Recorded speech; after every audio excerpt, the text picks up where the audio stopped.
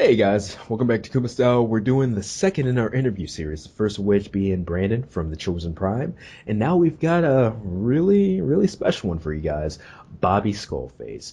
A lot of you guys know him, some of you guys may not, but Bobby SkullFace reviews. He also does, I believe it's Myths and Legends. Correct me if I'm wrong. Defending You're, our missing all heroes. right, defended our myths and heroes, the artwork and things like that. So this is a man of many talents that you may not even know about. But it's cool. He's a personal friend of mine. I'm glad that he made the time to come and interview and stuff like that. We're gonna get to know him, and even if you know him, maybe you'll get to know him a little bit better. But Bobby, man, tell us a little bit about yourself, what you do, who you are, where to find you. I'm Bobby SkullFace, and I have a YouTube channel where I review nonsense, and I have an art thing called Defending Our Missing Heroes, which we could talk about more, later on, but where I draw nonsense. And then I have some podcasts that I'm on where I talk about some more nonsense. And All right. that's pretty much, what I do. I talk about I talk about and I get angry about things that nobody or I'll say this, that anybody who has the privilege to be angry at those things isn't living too tough of a life. Fair enough. And just for anybody listening, he does review a lot of Transformers figures. He also does artwork for of a lot of Transformers characters. So Yes, sir. basically, he just called Transformers nonsense. Yeah. Well, you know what I mean, like I'm just fictional. joking. Yeah, like because sometimes I think like how worked up people can really get, Oh yeah, and I'm like, man, like look at the world you live in where uh that's like this toy is or this character or this comic is the biggest problem of the moment, you know. oh yeah, Uh, like and and I do it in an entertainment form, so I get it. Don't get me wrong, but it's perspective, right? absolutely. And one thing I do love about like your reviews and things like that is the fact that you also add in the skits and stuff like that. So when somebody's watching, it's not just a product review; they are getting entertained. You know, some people will find it funny, some people won't. But at the same time, you do put in that extra effort Dude, to make it a little bit different, man. It's awesome. you know how that started? Um, Guys that I work with got wind like of what I was doing, right? Mhm. And the guys I work with aren't into that sort of a thing. They watch sports and like they're into that walk of life. Okay. They'll bash Dungeons and Dragons and then sign up for their latest fantasy football league. You know what I mean? Yeah. Um, but so they caught wind of it, and it became like a joke. Like I was getting joked for it, like just playful. Good. Anytime you do anything different, people are gonna mess with you about it. Oh yeah. So they were they were making fun of my fingers that I looked like I had sausage fingers. Okay. And so then for them, because they were watching it, obviously, on like the next review I did, I broke out a hot dog bun and I just had my fingers sitting in it. Nice. And then they were laughing and like they were playing it for each other and like other people that we work with that wouldn't necessarily know they were playing. And so I was like, that might be the angle. You know what I mean? To Yeah. have something that's a little just more entertainment based rather than informative to kind of make people want to replay something or share something. And then I just started doing it like once in a while, and then a buddy of mine was like, "You got to do it every video," and I was like, "Shoot," and I just did it every video. Now it's the thing.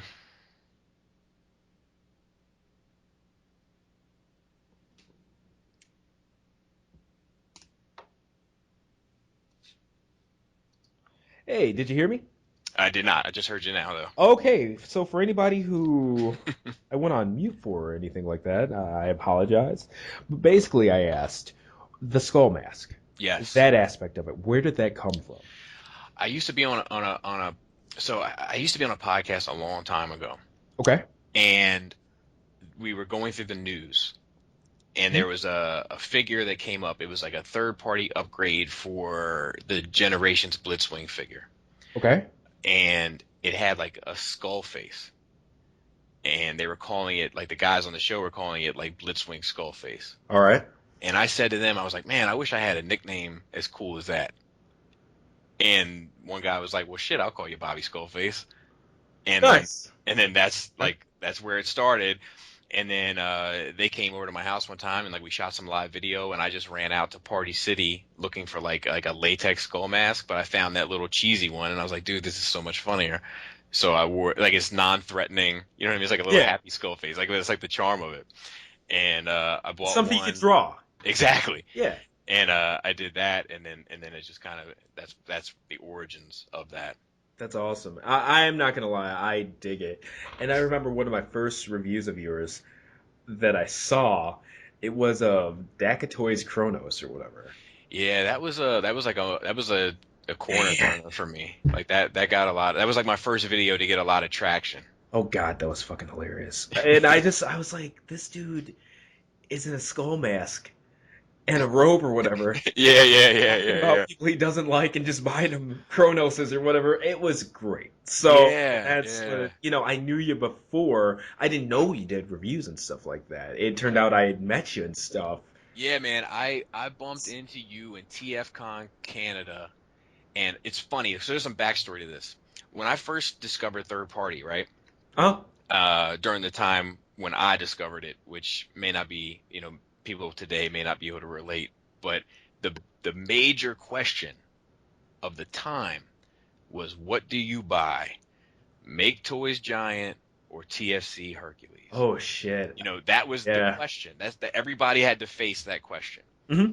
And so I was trying to make that decision. I was just getting started. I think I had like a few iGear mini bots, like $30, $40 purchases, but I hadn't really jumped in with both feet yet. So I was looking online and yours was the first video that I saw of the comparison video. You did Yeah. each one, and I actually did the same thing later on. It was actually honestly it was a tip of the hat to that because that's what got me into watching reviews. Okay. And when I was watching those, I was actually I was at work and I hadn't started watching them yet, but I was having a conversation with these guys because they were giving me a hard time about it, my hobbies. Sure. And I was like, well, I got a big question right now. I gotta choose between two like $500 purchases, and I gotta figure out which way I'm gonna go. And they said, well, let's get to the bottom of it. Like they're trying to like make fun of me, and also they want to know what's going on a little bit. You know what I Yeah. mean? So they were like, they Googled it, and your video once again was the first one that popped up. So they were watching it, and uh, they were like, "There's videos about this stuff." Like they're like, "You guys are just a whole different breed of nerd," you That's know? awesome. Well, it's funny to me. I was in the room. It was one white guy, one black guy, and myself. And these guys are cool guys, quote unquote. You know what I mean? And they're good Yeah. dudes. They're good dudes. Don't No, get I me know wrong. how it goes. Yeah, yeah, yeah. And I mean, they had all sorts of jokes. Well, then your hands entered the screen, Hmm. and my one buddy was like, "Oh man, why do you have to be black?"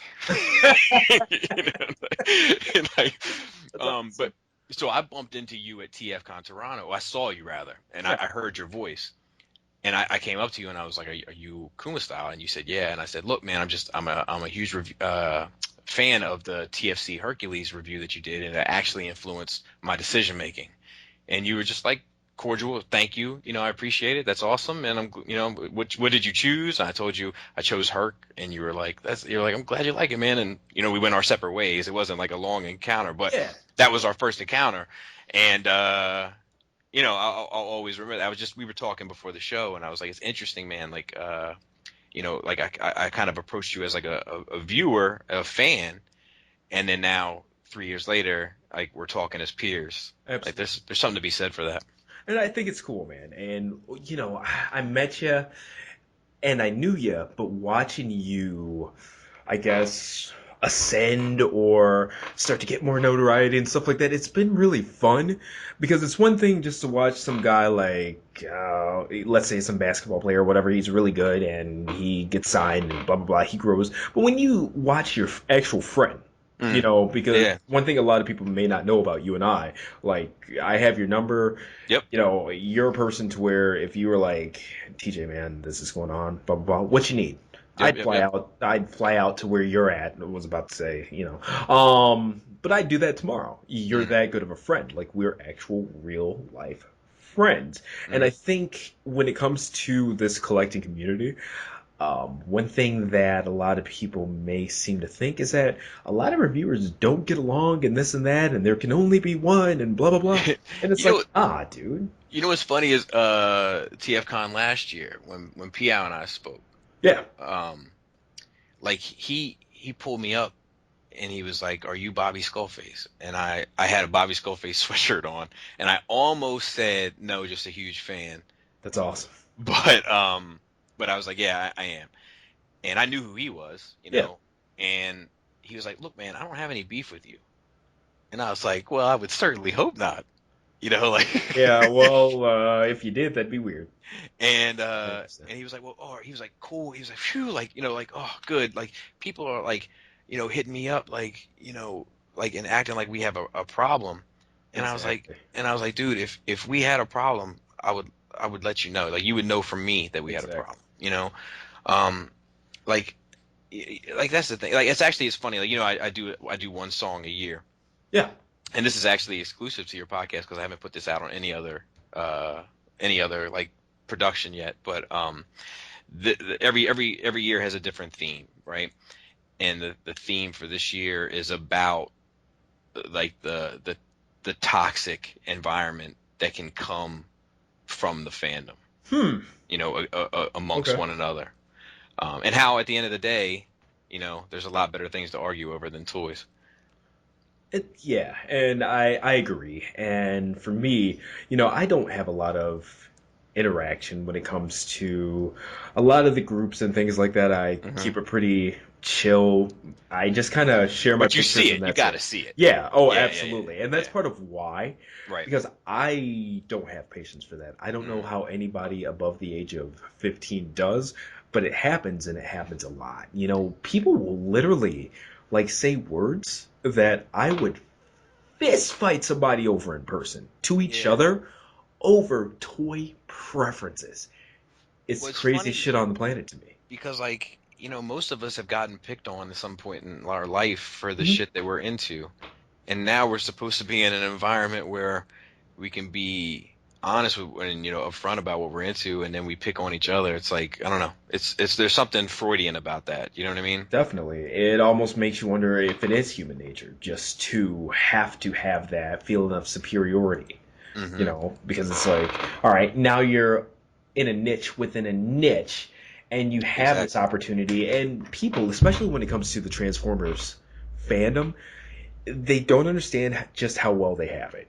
By nature, Oh I'm yeah. not a Transformers collector. When it comes to my collecting preferences, it's mostly Japanese super robots, whether it's more popular stuff like Voltron, you may have heard of, or, Yeah, yeah, yeah. Mazinger, to like maybe some not as known series like Dan Kuga, Super Robot Wars, things like that. That's my priority. And when it comes to that, I was actually just talking to a buddy of mine from Collection DX, another site that specializes on that kind of stuff, pretty specifically. Hmm. We don't have what Transformers fans have. That Yeah, one yeah, yeah. community, we don't have that TFW to where everybody can get together. Like you have this solid place where you can go, where there are tens of thousands of people like you who collect what you collect. And it's like you guys have that ability to go share knowledge, share pictures, share reviews, and just be a melting pot. You Yeah, have yeah, yeah. everything Transformers or whatever in one spot. And the amount of options. That's Exactly. that's another thing. Like, I mean, I just said it in my review I put up today. I was like, 3 years ago we were at each other's throats over what are we ever going to do? Hmm. What are we gonna do? Never mind how we're gonna eat tonight. What are we gonna do about not having a masterpiece Megatron? And Absolutely. now we've got like three in a possible, like a bad hand of spades to choose from. Oh yeah, and it's Like that's a fortunate thing. companies are literally jumping over each other, like toppling over. Like imagine zombies or whatever coming at you, and they're like clawing over each other just to get to you. That's third party companies right now Hmm. trying to provide you an awesome figure of a character you want. Yeah, it's a When it comes beautiful to time to be Transformers, alive, that's man. what we have. So, and it's awesome. It's absolutely amazing. It The is. only other, I'll tell you a funny story. Yeah. The like some toxic, environment that I encountered with Star Wars. Like I'm a huge Star Wars fan, right? Mhm. I had a whole bunch of my original Star Wars figures that I was gonna sell because I'm kind of out with the old and with the new in regards to them. Okay. And I had a Kenner blue Snaggletooth, which is like a very sought after figure. And I had it. I took a picture of it on my floor. Now keep in mind, I got kids and Mhm. I got dogs. Well, I had at the time I had dogs. Now I have Yeah. a dog. And I took a picture of them on the carpet. And my carpet is not it's not filthy, but it's seen some milk spill. It's a carpet. It's a it's grown a man's it's a carpet. it's a Yeah. lived in carpet. Okay. And but I wouldn't be like embarrassed to take the picture on it. You know what I mean? Sure.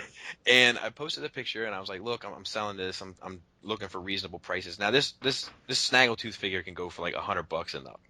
Hmm. And all these people like just jumped on the picture and were like clowning my carpet, like how much for the carpet, like how much for one square of the carpet has probably got DNA, like just like clowning the carpet.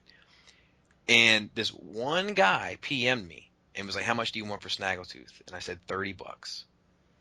And he sent me the money via PayPal. I sent the Snaggletooth directly to him, and I got right back on there, and I just made one reply to everybody. I just said, "While you guys are making jokes about my carpet, I sold Snaggletooth for $30." And then they were upset because they figured I was trying to get top dollar. But if they would have just been decent human beings and spoke to me about Exactly. it, they could have got it themselves. Like, what do you? Yeah, and it's weird, like how people choose to focus on one aspect just for the sake of bullying and stuff like that. And you know how it is, like on YouTube, even when it comes to reviews and things like that, you have those. For the most part, I'd say my YouTube commenters are great, like Hmm. pretty positive, even if it's a critique or whatever, it's pretty valid or whatever. Like, Yep. okay, I missed that, I'll correct that, I'll work on that for next review, Yep. like good shit. But Yep. then you have those people, and it's like, that they would not have commented on your shit if it wasn't to nitpick the dumbest thing. Or to let you know that they're smarter than you. That's a big Exactly. thing. That's a big thing I've noticed. It's like intelligence bullying. It's Exactly. and a lot of times like with that, like I'm pretty like because I respond to every comment. That's like one of my things, or I try to anyway. Yeah. And like that's like so I've encountered the hate, in addition to the love, and there's far more love than hate, as I'm Yeah. sure yours is too. And I've found ways of dealing with it, all of it, but there's a lot of times where like somebody would be like, well, it's so and so from Master Force in episode 2 at 3 minutes and 30 seconds. You'll notice him in the background. If you don't know who the character is, why aren't you, whatever? And I'm just like, dude. Because I don't care. That's what I Exactly. want to say. You Ex- know, but I just be like, thanks for the info and keep it moving. Because like there's, in the words of Sean Carter, a wise man told me never argue with fools because people from a distance can't tell who is who. Hey. Hey. That's awesome. That's what's That's up, man. that's words to live by. Absolutely. So, and that's just the thing. Now, when it comes to you, you were talking about Star Wars, right? Mm-hmm. What we don't know is where did Bobby start when it comes to collecting? How long you been doing this for? And I guess what kind of lines did you Well, I get had into? as a kid, I had Star Wars figures. Well, here, like this is actually this gets pretty dark. But are we all prepared to go there? Yeah. Cool.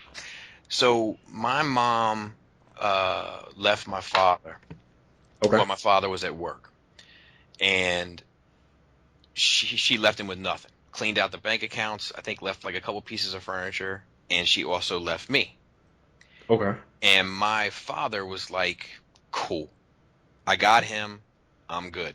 I don't need the money. I don't need the furniture. I'll replace it all. Don't worry about it. I got him. I'm good." Yeah. Well, then my mother's a little bit vindictive, so she tried to get me back because she knew she didn't hurt him with the money. But a couple years goes by, my dad gets custody, and I look through photo albums, man, like my dad's photo albums, and like it's funny, as a kid I always looked at him with like like joy, like, oh, my childhood, whatever. Yeah. But now I look through them and like there is an element of proud, like being proud of my father in a way, but also like a little bit of sadness. Like if you look at the pictures, like it's empty rooms, Hmm. like no couch, no love seat, no whatever people put, dining room, Yeah. no dining room table. But there's my dad sitting on the floor. There I am laying on the floor. there's Optimus Prime, the Millennium Falcon, Jabba the Hutt, an AT-AT, Castle Grayskull. Do you know what I mean? Like, Yeah. my dad went without so that I never felt like I didn't have it. And as an adult man myself with kids, that's huge. Do you know what I mean? Oh, absolutely. And before, this started, you and I were just talking about just that parental influence and just thinking back on what your parents provided for you. We literally just talked about this Yep. Yep. and how it's like you don't see it until you see it. Yep. Like, So he kept like I had Star Wars 3 3/4. I had yeah. Transformers. I had some He-Man stuff, like, but it was a little touch and go.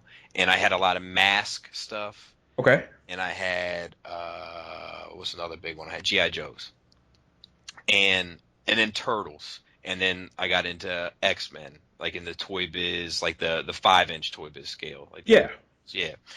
And then I became a teenager, and I discovered women, and I discovered parties and everything that goes on at parties. Yeah, I know. Yeah. Yeah, and I've kind of put collecting on the back burner a taste, Yeah. and lived my life a little bit. And then as I got older, I got back into going to like conventions. And when I got it going to conventions, I was coming across stuff. I came across Masterpiece Prime, so I bought that, like MPO1. Yeah.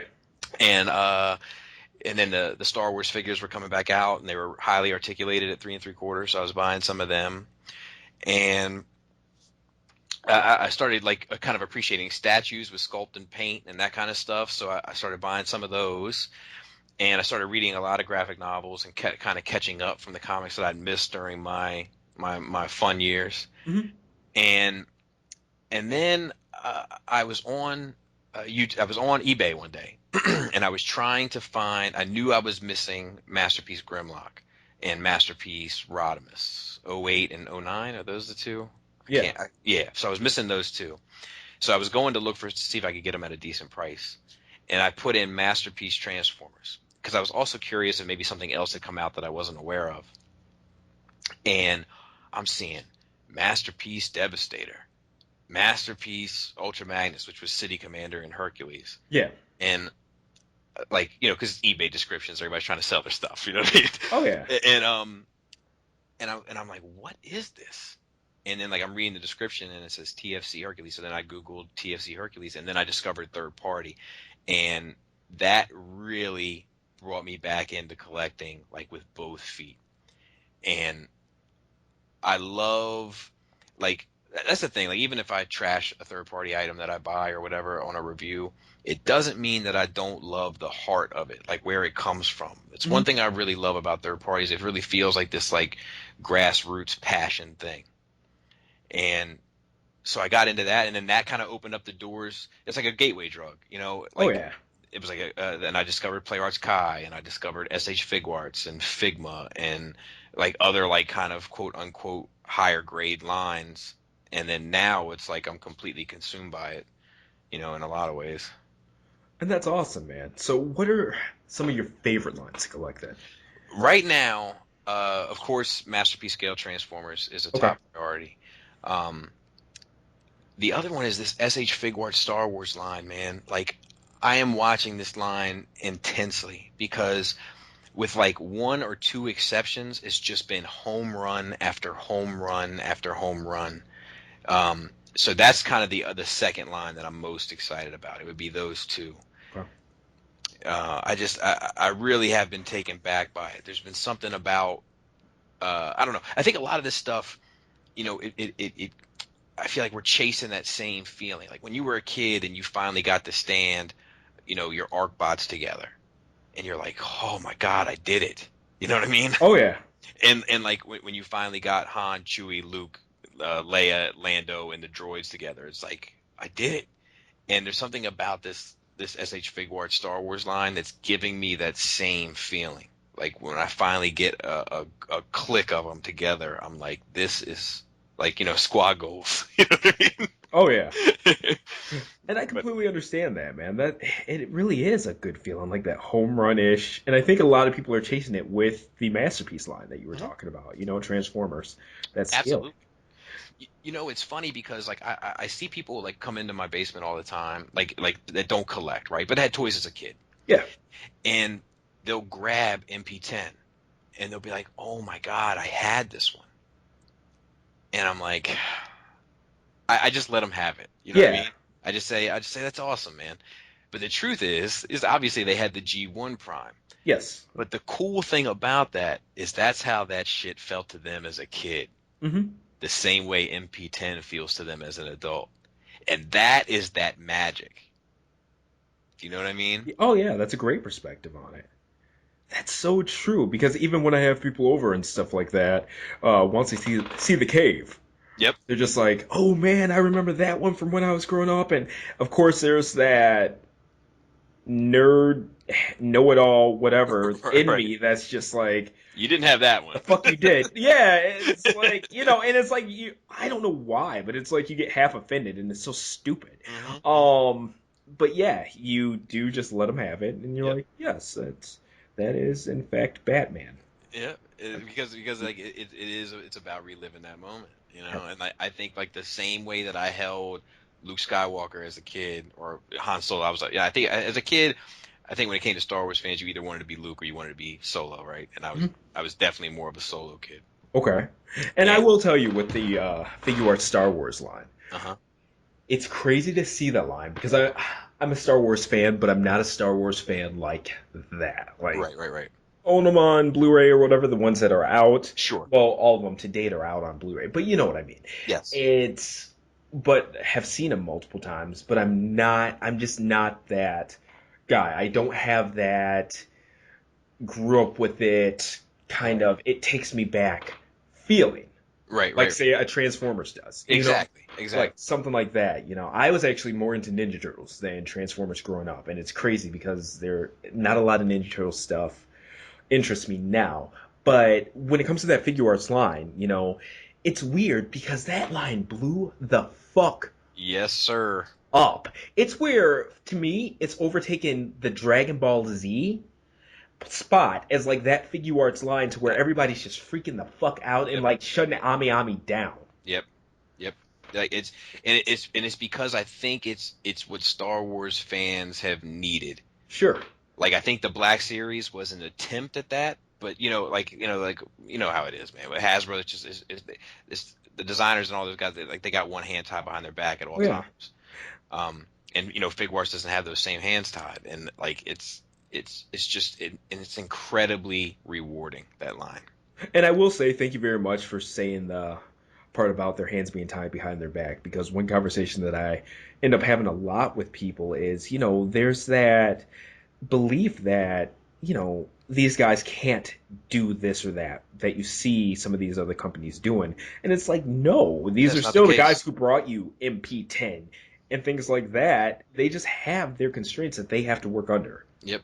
I mean, I'm sure if you asked any designer working at Hasbro, they're only doing 10% of what they wish they could do for any given project they're on. Most definitely. Yeah. Most definitely. When you have those options like third party companies, maybe not to an extreme level, but when you can just do what you want, charge what you want, Yep. it's a lot different than you have to market this to this demographic and keep it within this price range. Exactly. Period. There's no ifs, ands, and buts to it. But people will say Hasbro can't because that's what they say. I don't know. Yeah. I can't figure out the reasoning Well, behind it. there's those same people though. They need to start voting with their wallets. Do you know what I mean? Exactly. Because all of this stuff comes down to, with Hasbro anyway, and Mattel, like those types, is guys in suits that know nothing about it that are at the top saying, "Money's still rolling in. Keep it going, boys." Do you know what I Most mean? definitely. Now, question. There's a divide when it comes to third party. Hmm. They focus a lot more on the masterpiece scale and things like that. And Hmm. you've said yourself, you prefer that scale. You're straight Absolutely. out about it. Yep.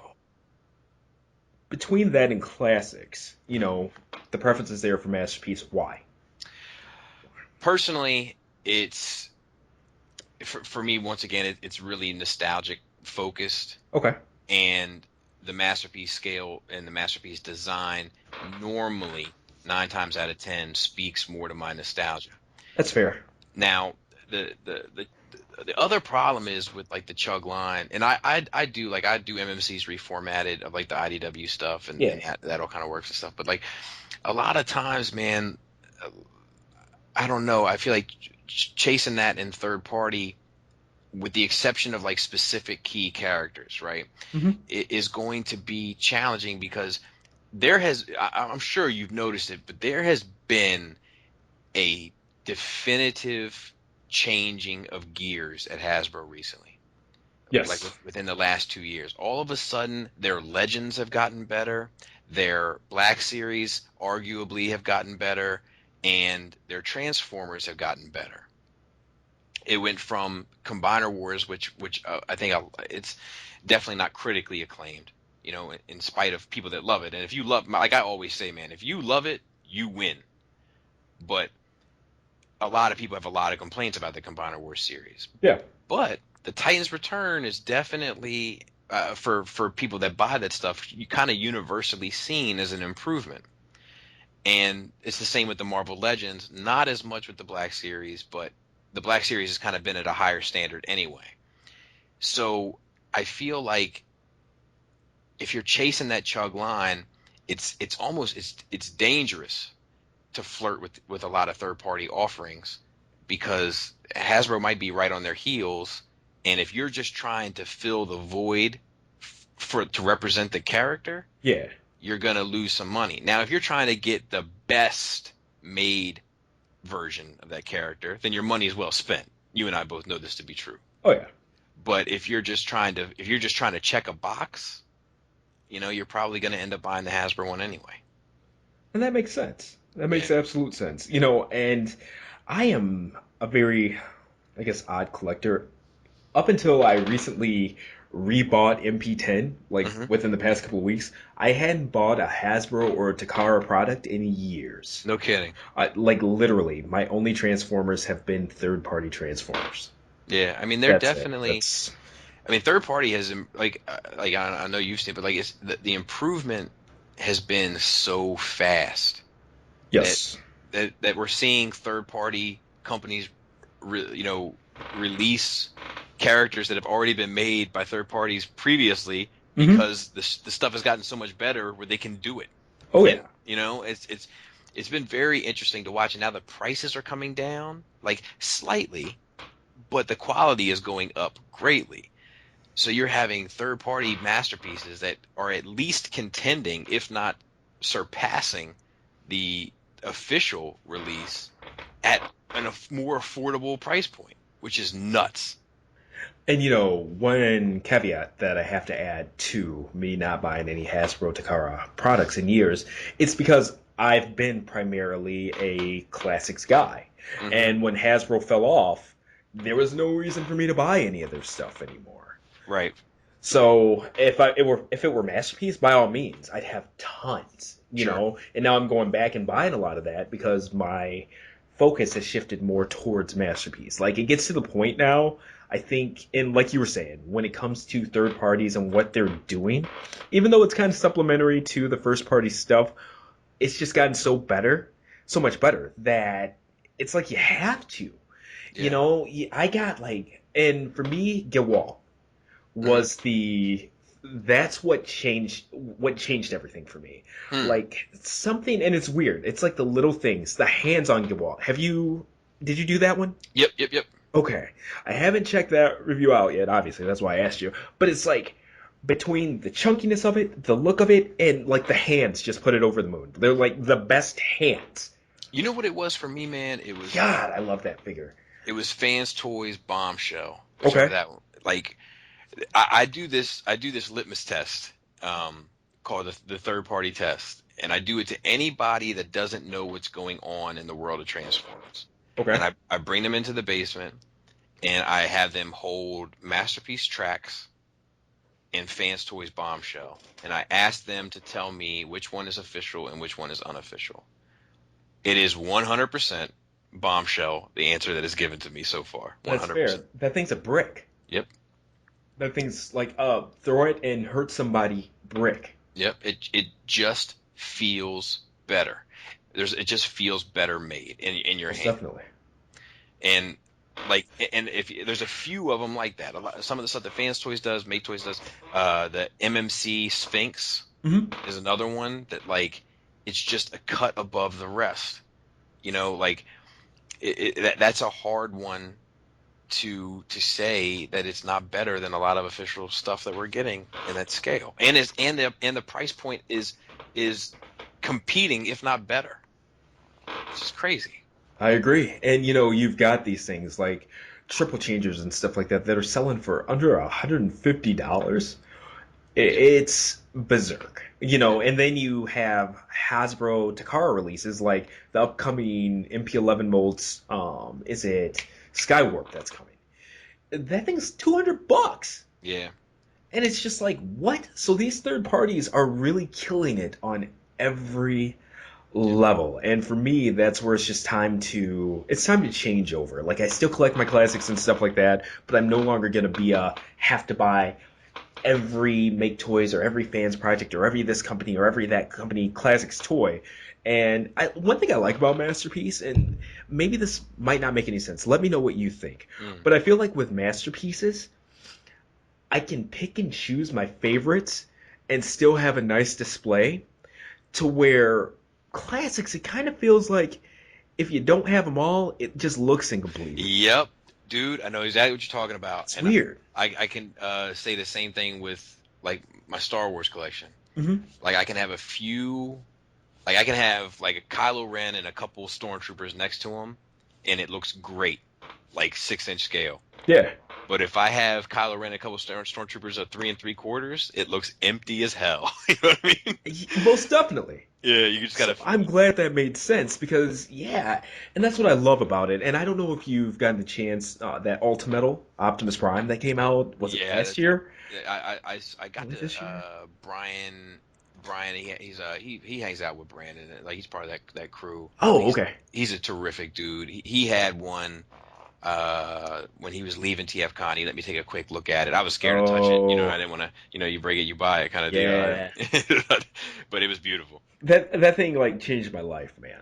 When it came to being a collector, like it's the centerpiece. Like, I've got a pretty decent Optimus shelf and stuff like that, but it's like the centerpiece of it is that 18-inch Ultimate Optimus Prime, and I kind of made that decision with that, to where I would rather have like Ultimate versions of like him, Megatron, and maybe a couple of other favorite characters over Mhm. the entire rest of my Transformers collection. What's funny, man? My best friend, who's my co-host on one of the other shows. Talk about it, man. Like, He what's the other show? What's It's Nerd Rage Radio is yeah, it's like it's me and my best friend Adam. Like we came up together since 6th grade, like thick and thin. Like I've been in some very tough times, sketchy times, funny times, and we share a lot of that. So there's a lot of like just personal stuff. Like it's like a yeah. 3-hour show, and the first hour is just usually personal BS. That's awesome. Yeah, but his collection is a lot like what you're talking about. Like Hmm. he doesn't have shelves of stuff. Yes, He has little defining accents of franchises that are beloved to him. that's awesome. And it is, I have to, even though it is the exact opposite of my cave of nonsense, I have to acknowledge that it is a classier approach. Like Yes, when I walk into his basement, he has MP10, and he has like a Hot Toys DeLorean, and the next thing he wants to get is like a Ghostbusters proton pack, like an nice, actual, yeah, and like just have that hanging on the wall, just little accents of each franchise that are important to him. and they're nice. Exactly, They're exactly. like the definitive versions of everything he grew up with. That's a great word. That's, man. That's a great word. If Definitive. I weren't a reviewer that ends up with a lot of shit, Right, right, right. that's exactly what I would go for. Yeah, It just it sounds amazing. it has made me do some soul searching. I'm not gonna lie to you. Yes. Because even when you look around at it, like you were saying, it's like when you see these one or two pieces here, it catches your eye more. And it can be like you see this sounds stupid. I get it, but Yeah. you see the proton pack, Hmm. right, or the DeLorean. but it's not. That's not what you see. Like that's just what your eyes see. But in your head, you see Doc. Exactly. You see all of it because it's just that little hint that makes you see the bigger picture. And it is a very smart way to display. It's not Love necessarily it. an inexpensive way, but Yeah. it's a very smart, classy, kind of sophisticated way. Absolutely, and it saves more space for if you're like in a man cave like me. I'm really Definitely. big into like um audio video stuff or whatever. So like nice TV, surround sound, this and that. It Right, would right, give right. me more space to like play around with that crap and add like cool lights around and Yeah. this and that, if I didn't have a million and one robots Like, dude, everywhere. I'm like out of wall space. You know what I mean? Like, I know how it goes. yeah, like I'm finishing another room on my basement just to have to be able to display more stuff. Like it's like I have a lot of like viewers that will like send me stuff, right? Yeah. Like a little like gift, like somebody will draw like SkullFace sitting on a chair, you know what I mean, and sign it, and like stuff like that like means a lot to me. So Yeah. like I'll frame it and I'll put it on the wall. But like I'm at a point now where like between shelves of stuff and like posters and then like art pieces that people have sent to me, like I'm like I mean I'm literally like a couple 3x5s out of wall space, you know. So like when I look around and I look at how much it has completely overcome the room, I think about, man, if I could do it all over again, would I do it this way? And the answer is usually probably not. And I think that's one of those things that comes with time and seeing other collections and this and that. And like you'd said, things have evolved. Hmm. It was one thing to me, I didn't get into collecting back then. I got into collecting around 2011, 2012. Hmm. So, City Commander was a big thing and classics were hot back then. That was like, man, classics were it. Like we had MPO1 and stuff, but classics were the thing. They were Right. exploding. So it was a lot more of that small whatever whatever, and we didn't have that nice high end like an Yep. MP10 back then to say Yep. like fuck these little classics Yeah. toys. I'm Yeah. Yeah. playing B. It came after when we already had that shit that we can't sell off now. Well, like I see it I see it in little glimpses in Yeah. my collection. Like I have like on my Transformers shelf, my Autobot shelf, I have like one shelf that's all season one, which is mainly just the Arcbots, right? Hmm. And it's busy, and I'm always like chomping at the bit. Like when do we get a Cliff Jumper? When can I call this shelf over? Yeah. But then I look down at the very next shelf, which is just 5 Dinobots, just 5, and it looks so much better. Yes. Do you know what I mean? I absolutely do. Like I absolutely do. And even for Yeah. me, like I have literally like three of every fans project toy ever made. I'm nuts. But like the Dinobots or whatever are displayed on their own, Hmm. away from all the other fans project stuff. Yep. Because they just look better. It's nice to have a smaller, more concise display. Yeah. And like you said, when you look at that or whatever, that's a lot more nostalgic than looking at, we'll even say, like, shout out to fucking 4chan, Toy General or Transformers General. Like, one just looks better, like Dinobots, versus Season 1 Transformers. Yeah. It's just It's, it's more intimate somehow. yes, it very much so is. And it stinks because, as much as I'd like to sell my classic stuff, man, dude, a little story about me. Last year, I was like, man, classics. I didn't know that they just don't sell now. I got all my classics. I made like an Excel document, put it online. I had them all lined up on a table. I'm like, this shit's gonna sell so fast, like my man cave. I literally had like two folding tables or whatever with them all lined up and this and Right. that. Like, I just have them ready to go, like all the accessories and bags. Man, I sold like maybe one lot of, I'd say 10 for like $200, and that was it. People are just not buying Right. Right. that Right. stuff anymore. Like it's a Yeah. different age and stuff like that. So unfortunately, when it comes to my classics, the only things that I even have out on display are like Fans Project, Make Toys stuff, and then like a couple of other things like the Mastermade, like the SD stuff. Hmm. Like here and there, like sprinkled. But most of my Transformers collection, is in boxes in the basement. Like, I'm like, And what am I gonna do? Am I just gonna start giving this stuff away in contests? Am I gonna donate it to charity? Like, would kids yep. even get this and think it's cool And at it's this hard, day and man. I'll tell age? you right Like, now, it's hard to donate toys to charity. is it Like, really? yeah, like Okay. unless it's like one of those, unless it's like one. I hate to say shady, but like some of those bins you just dump stuff in. I'm just like, where is this going? You know what I mean? But like Toys for Tots, for instance, which I always try to donate to Toys for Tots every year. Yeah. But like they only take new sealed items. Like that's a rule. Like if they get it and it's not brand new sealed, it gets chucked in a bin. Like that's the end of it. It's Wow. yeah, because people are conscientious about disease and Well, yeah, germs that and makes all sense. that kind of stuff. So Secondhand, especially if you're giving them to sick kids, exactly, something like that. exactly. Yeah, that makes absolute sense. Damn. Yeah. So, oh, well, that's that. So, definitely have to look further into that because that was the plan, to be honest with you. Like, I want to start cleaning up my basement and everything I have in my upstairs cave. I wanted to go downstairs, but it looks like those boxes might sit there for a while. It's what it is. And Do you have stuff creeping out of your cave into the other parts of the house? no, thank God, no. You know, to be honest with you, outside of my literal photography like studio setup, I uh, don't. Everything of mine is in my room. that's nice.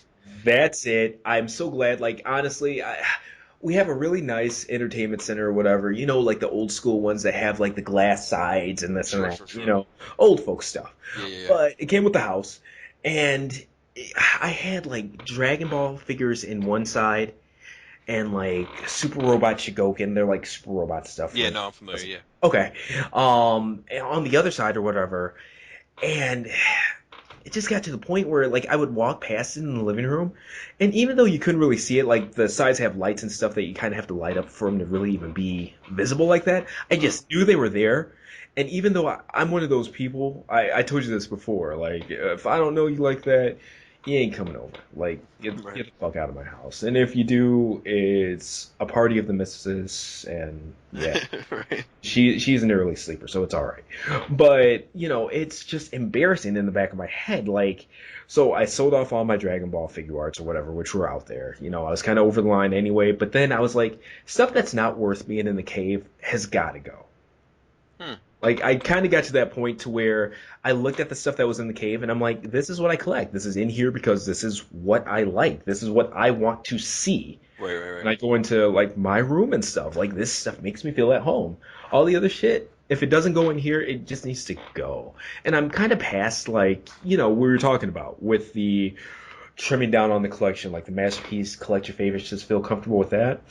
It's kind of bled over into the classics thing to where I just said most of my classics collection, I would say 90% of it, just because of how much Hasbro classic stuff I have, is in boxes in the basement. It just needs to go. Yeah, I would like to say I'm in the same boat, but I'm not. Like, That's awesome. uh, I my basement is chock full, and I'm expanding it, so maybe things will change. And then in my office, like right above my computer, I have a few like Star Wars Black Series figures that I've Uh-huh. replaced with Figuarts in my proper collection. Nice. So now they're sitting up there. I have a Play Arts Kai Boba Fett and a Play Arts Kai Rorschach from the Watchmen. I'm a huge Watchmen fan. That's awesome. So I have those two up on a bookcase, and then in my room I have the SH Figuarts Darth Vader and that accessory that came with Rat Bat. What was his name? Sound Blaster. Okay. I have That's that awesome. in my bedroom. That's freaking awesome. Yeah. But it's one of those deals to where, I'm at a different point. When I first started collecting, man, like I had them all in the living room and all kinds of stuff. But it's like as my collections kind of evolved or whatever, Hmm. my organization with them kind of has too. And like I've got a room filled with detolfs. That's how my man cave is. Like Right, I right, have right. detolfs literally going all around the room. They light up with a remote, and Nice. it's cool shit. Yeah, Not to brag, but yeah. Some would brag about it, not you. yeah, but I'm kind of at the point too. I have like a couple of wall shelves, Mm. like above my computer that's in there and stuff like that. But I'm almost at the point to where anything that can't go in a detolf, I don't even want them. I don't want any more wall shelves. Like I'd love to take down these shelves and put just like pictures and stuff like that, like maybe some Transformers art, like maybe I could get somebody who does art to do a couple of commissions. And I think Yeah, might have somebody's number, man. that's what I'm saying. It's one of those deals to where like that's the kind of room I want. Like you were Yeah. saying with your friend, what was the name? Andrew? Adam. Adam, sorry. Yeah. Yeah. Yeah. Um, but it's like you have more room for stuff like that, just fun stuff. Like I love things like lithographs and stuff like that. Mm, And I would love to have room to display that kind of stuff. I think that would be amazing. yeah. Yeah, I'm big into that. I love like little things that are just little notions of other things. You know, like I have in my staircase to go down into my basement. It's like just like framed LP covers Okay. of like albums that are important to my wife or to myself or to That's both of us. Just down, awesome, dude. yeah, just down and going down the wall. Yeah. And so people come over all the time. And they're like, well, why the fuck? Because I mean, there's like some real like undisputed classic stuff on there, and then there's some real like obscure stuff that you're like, why the fuck would you have this next to this? And I'm like, it's just important to me, man.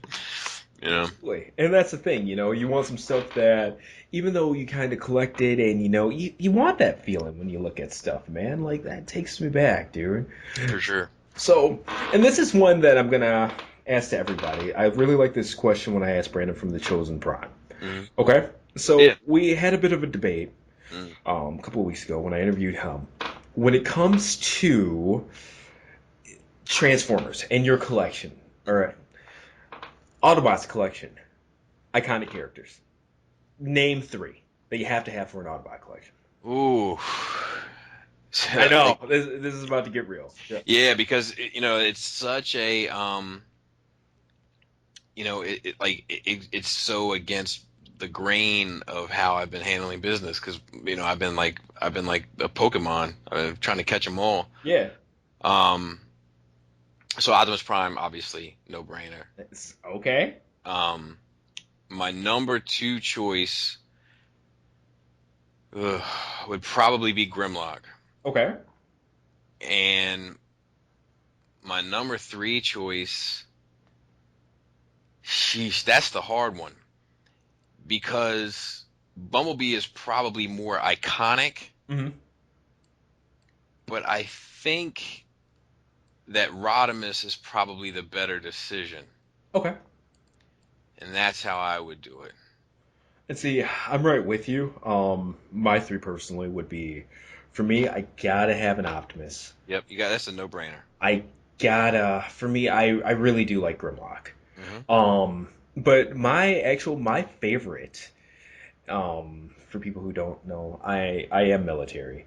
I love the soldier aspect of Magnus. Hmm. I love his character. Like his character hits he is probably, when it comes to just having that connection, Hmm. Ultra Magnus is me in a Transformers shell. Like I just want to do my job. Right. I want to fight for what I believe in. Leave Yeah. me the fuck alone with all that other bullshit. That is Ultra Magnus, and I love it. He is that iconic soldier character that is more than content in just doing his job and fighting for what he believes in. Like, Yep. so for me, Ultra Magnus is it. But going back to, like the major point of this, a lot of fans always ask when it comes to especially retail lines, and we're seeing a lot more with like third parties and stuff like that too. Why do they always have to do an Optimus Prime and Bumblebee? Why do I see so many Optimus Primes and Bumblebees in a case? When it comes down to it, when it like an Autobot line, they would look fucked up without an Optimus. Absolutely.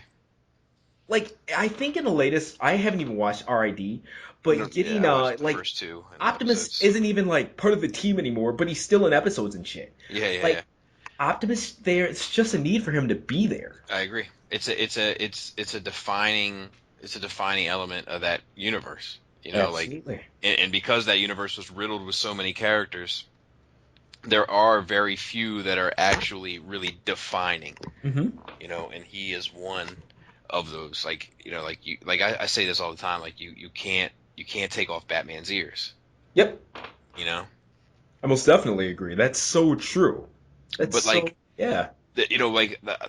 it's funny, like, because like my favorite three characters, might be different. But like the thing about Bumblebee, it's funny that you say that because like the reason why it's always Optimus and Bumblebee is because companies like money, Yep. and those are popular characters, and they're gonna sell.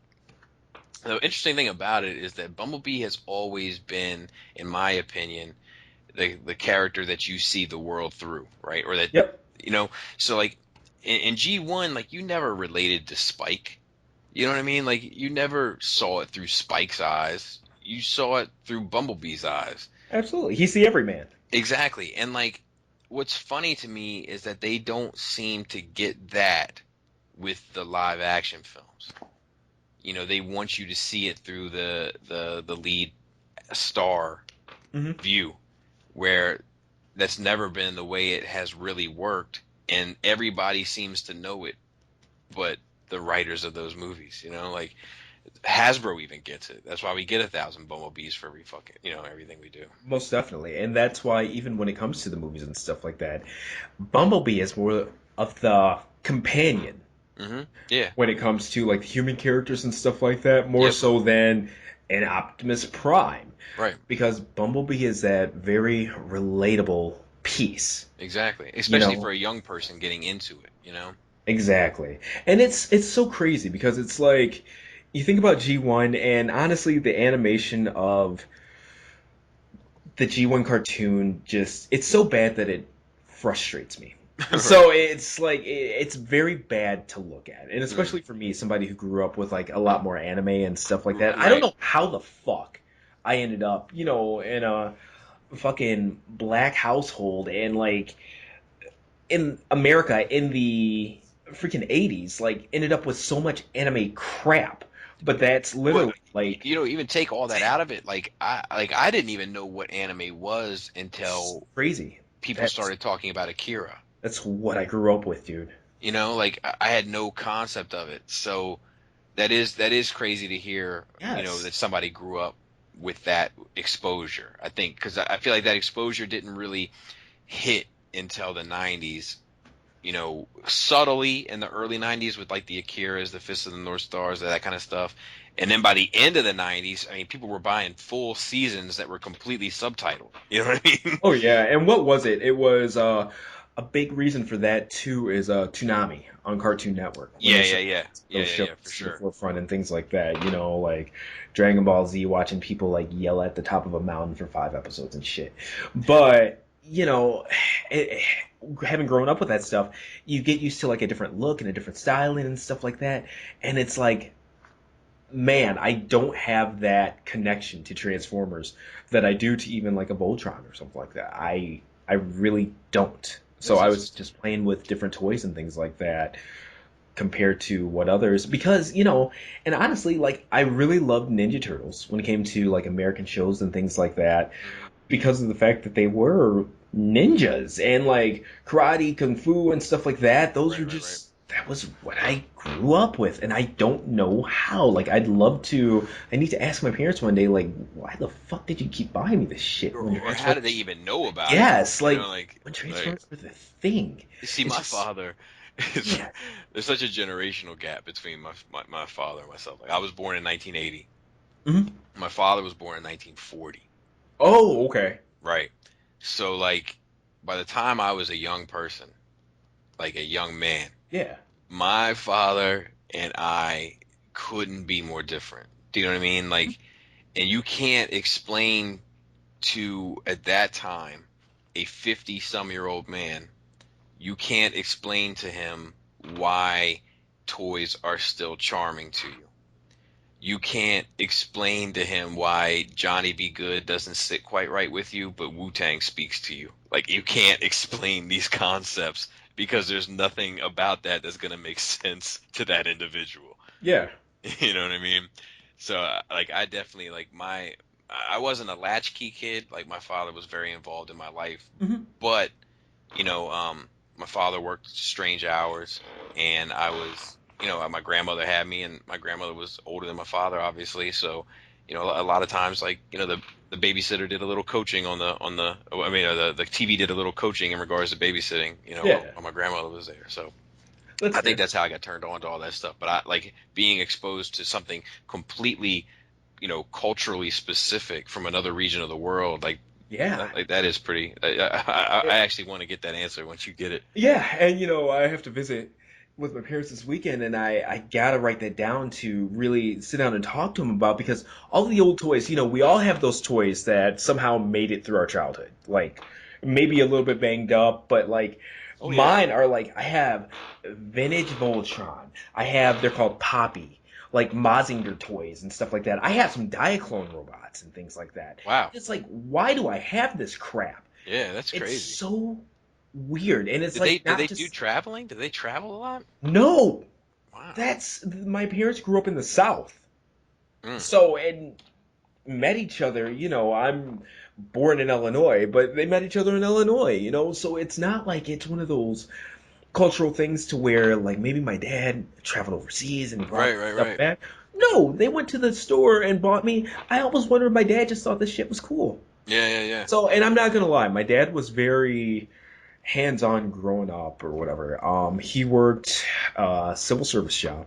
Okay. I don't want to get into detail, Sure, sure, sure. but it's he worked long hours. There were times where he was Yep. gone, like long overnights and stuff like that. Might be called in for overtime. You know how 12 hours becomes 16 and this and that. But he was always like involved with me and my brother, whether it was taking us fishing, outside Yep. fixing cars with him, or things like Yep. that. He would even come and like literally play with our toys. I Yep. remember My dad too. my dad just playing video games with us, and I to this day it's like ingrained how he would when we were playing racing games, how he would like take the controller and start moving it or whatever. Yeah, Like like as a like steering wheel. yeah, the motherfucker knew about Wii technology way before the Wii came out. Like this dude was going for it or whatever. Like Yeah, he would that's how he played games, but it's just weird that what were you saying, man? I don't want Oh to. no, no, no, no, no, no worries. My dad was very, it was very similar. My dad, I've made this kind of public, but my father was a fireman, Okay. and I grew up around a firehouse. Yeah.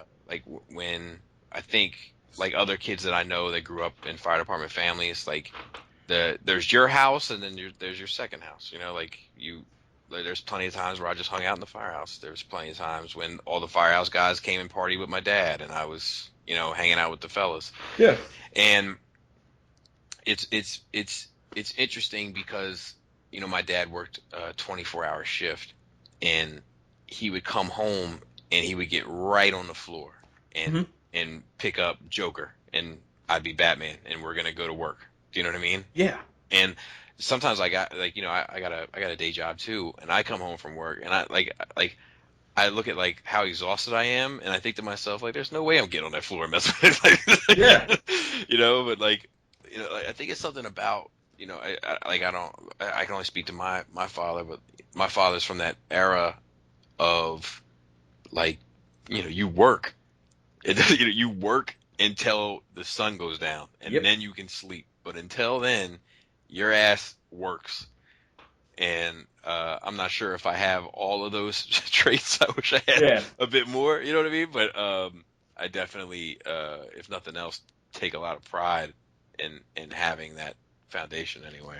Oh yeah, and it's nice, and I don't want to segue too much, but Mm, I think that even with our generation, mm. between our generation and this one coming up, like the Yeah, kids of the 2000s and stuff like that, we've different, man. had what Way I'd call different. an epidemic of Yeah, single mother households, and things are a lot different. Young men act a lot different. They handle things a lot different. yeah, So I I'm agree. very thankful to have had like a father who was hands-on and things like that because whether it's handling your emotions, whether it's like having a certain type of drive and things like that, or even knowing your place amongst a group of other men.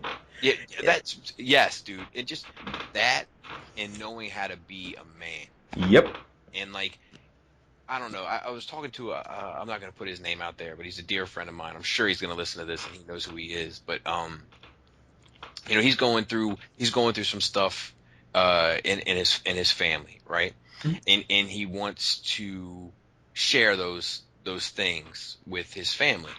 But it's one of those things where that information can be upsetting to the family. Mhm. And he wasn't necessarily asking my advice. He was just sort of venting about it. But I was like, look, man, I was like, dude, you're not allowed that that opportunity. You don't get that because you're a man. Yep. So you gotta be the happy clown. Like you have to be what they need. You have to be the fun loving, you know, solid backbone foundation of that family. And if you want to talk to me, cool, you can talk to me about it, but Yeah. you're not allowed to upset that because Mhm. that's part of being a man. That's what being a man is. And the payoff to that is you get to die before your wife. So somebody's always there to take care of you. That's That's awesome. that's the biological payoff. That's But awesome. until then, the buck stops with you. Oh yeah, and knowing how to be that backbone, that support system, and things like that. And I am very much like not in a misogynistic sense or anything like that. I don't care who works. I don't care who doesn't. I Sure, don't care if both sure. people work. But Yep. I think that both men and women have something and very special things to provide to each other and to a family. That are different. Yes. That is key. Like, and I'm with you on the misogynist bit and all that, but like, it's the argument of men and women being equal is fine, Mhm. but it's not that we're equal because we do everything equally. Exactly. It's equal Exactly. because you have different strengths than I have, and therefore we equal each other out.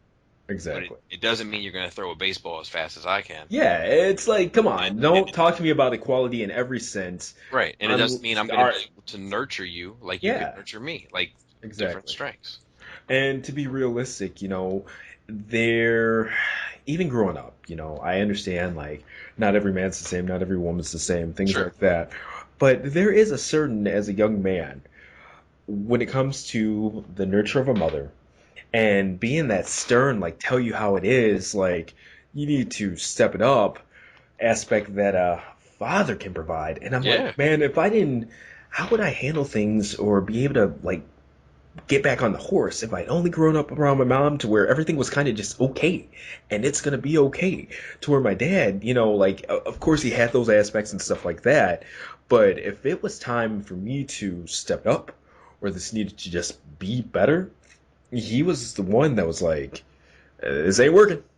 Right, right, right. I figure it out, like Well, I think that comes back full circle in yeah. what you were saying earlier that the products, the entertainment products of our generation is even if you didn't have a father, you had Optimus Prime, you Yep. had Batman, you had Superman, you had He-Man, you had Lionel, whatever. Like you had these strong alpha male type figures I that never were even thought about that. that were teaching Yeah. you right from wrong and how to be a man. Hmm. And like, how is a kid growing up watching Doug and Rugrats going to be a man Exactly. or whatever they're watching now? I don't even know. Yeah, it's so true. And you know what's sad? Like Doug and Rugrats, I think were more from when we were growing up than this generation. But I understand exactly where you're coming from, man. Shit started to get weird, kind of like mid to late '90s Yeah, yeah, yeah. when it came to like those characters and things like that. And nowadays, when you look at even like cartoons and stuff, it's like there's a quota of there has to be this, and this person has to act like this, or this girl character can't be too stereotypically feminine. And it's just, man, And too many people calling from too many things, and it just that's everything's a why blurred, man. I subscribe to the words of Prince, man. Let a woman be a woman and a man be a man. Yes, and it's so hard. And even when it comes to, I don't understand how this upcoming generation are going to be married adults and parents to children when they didn't get that upbringing of this is what you need to provide to your family as a man. Yeah, well, like And this, I talk to like like I don't know with that with like that just that I don't know why we've kind of shifted gears to let's celebrate what makes a woman more masculine and a man more feminine. And this isn't a matter of sexuality. This is a matter of just traits, right? mhm. And shied away from what makes a woman feminine. like there's beauty in that. There's strength in that. And it's the same with the man with being masculine. Like I don't know why we've shied away from celebrating those elements that are just sort of, on a biological level, fact. Like we produce more testosterone, fact. Well, That's what yeah. why isn't that? Why I don't understand. There's I always don't get going it. to be a reason that there's a WNBA and an NBA. Right, right, right. And that's okay. But at the same time, they want you to look at that and say we're equal in every way, and it's not true. Yeah, I mean, I look at my wife handle my children, and I'm like, I can't do that. Oh yeah. Like I walk up to them and I have three girls, so Oh like wow. I'm very sensitive to the female situation. Yeah. I'll walk up to her, one of them's crying on the, whatever, her little feelings are hurt, and I'm like, what are you doing? Get up. What is it about what you're doing right now that is making you feel any better? Mhm. Nothing? Then get up. Where my wife will come over and, and then they'll get up and they'll sniffle and they'll, you know what I mean? Yeah. But my wife will come over and scoop them up and give them that love and that warmth, and they'll become bright-eyed and bushy-tailed again. But that's a strength Oh that a yeah. woman has that I may not necessarily have. But why aren't we celebrating that? And you know what? Even if you can't necessarily empathize with the young girl growing up, your daughters will be able to point out a bullshit male when they get to like the dating age and Right, stuff like that because they'll know what plutonic love from a male, unconditional, right. feels like. They'll have grown up with that. Like they'll always have that man who was a man who actually cared about them. And hopefully there's also a That's time that comes where the behavior that they're exhibiting now isn't appropriate and they can fall back on a behavior that I've tried to instill. oh yeah. If they're, I don't know, high school track and they take a tumble, hopefully that lay there and cry bit will go out the window and that get up and get yourself together will kick in. You know Almost what I mean?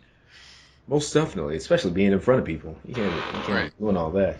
So, and that's where a dad comes in. That's what I was saying. That person. But to me, and I'll just say this, and I don't want to get too Mm-mm. into Mm-hmm. tinfoil hatting or anything like that. It might be for another show, another type of show. But to me, there is a very fundamental it's become a very fundamental goal or agenda when it comes to our society to separate the household, to take that male figure out, Mm-hmm. and increase money given to the government by that. Because when you get into things like child support and stuff like that, the government is getting so much of it. Mm-hmm. When they don't pay child support, they're ending up in these correctional facilities and things like that. Right. And the government's getting so much money from it.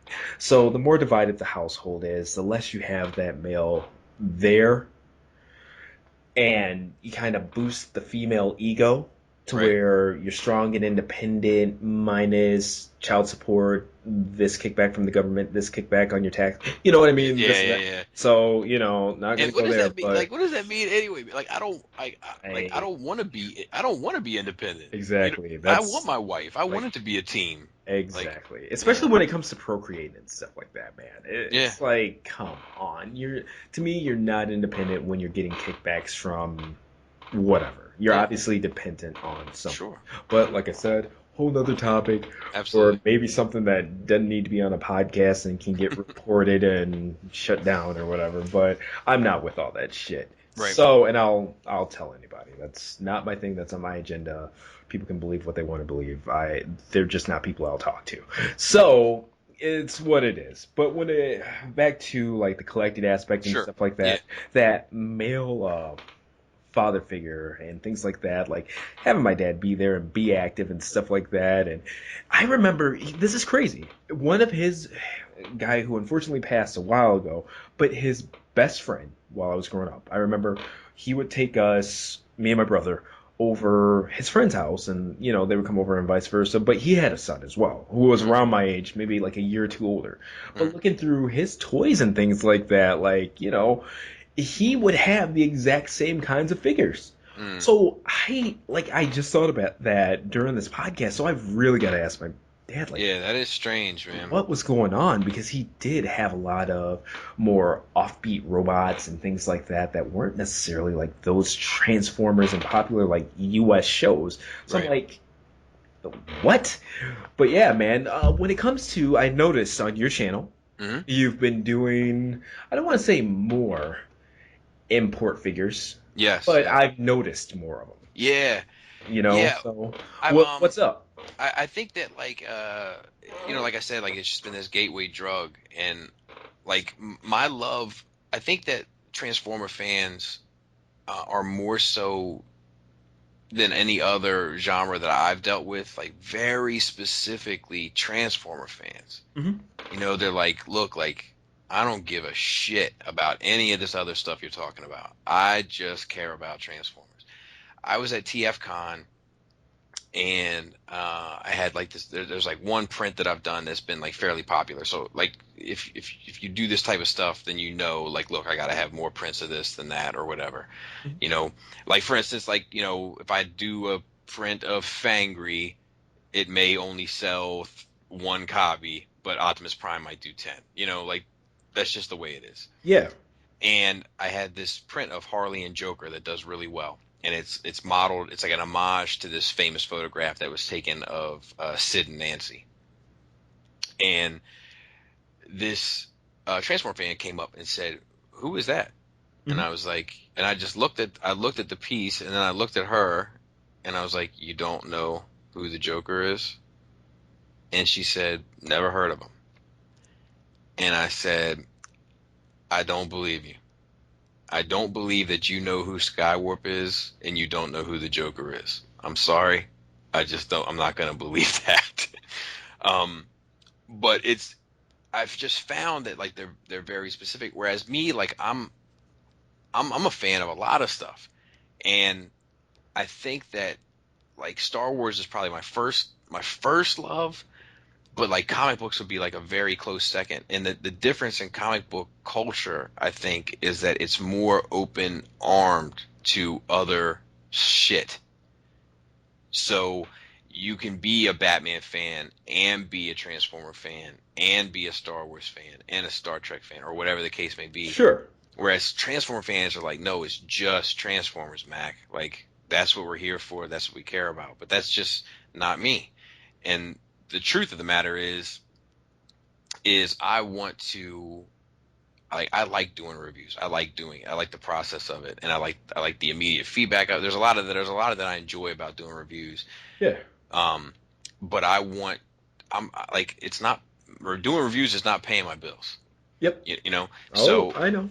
so I'm gonna review what I want to review. Yes. you know, and and the thing is like the promise that I've made to the people is that look, I will have 2 Transformer or Transformer related reviews every week. That I promise you, at least a minimum of 2. Sometimes it might be 7, Yeah, but because you know where your fans kind of came from. exactly. Yeah. So at minimum 2, but Friday has always been like a wild card day for me because I Hmm. usually do videos on Monday, Wednesday, Friday.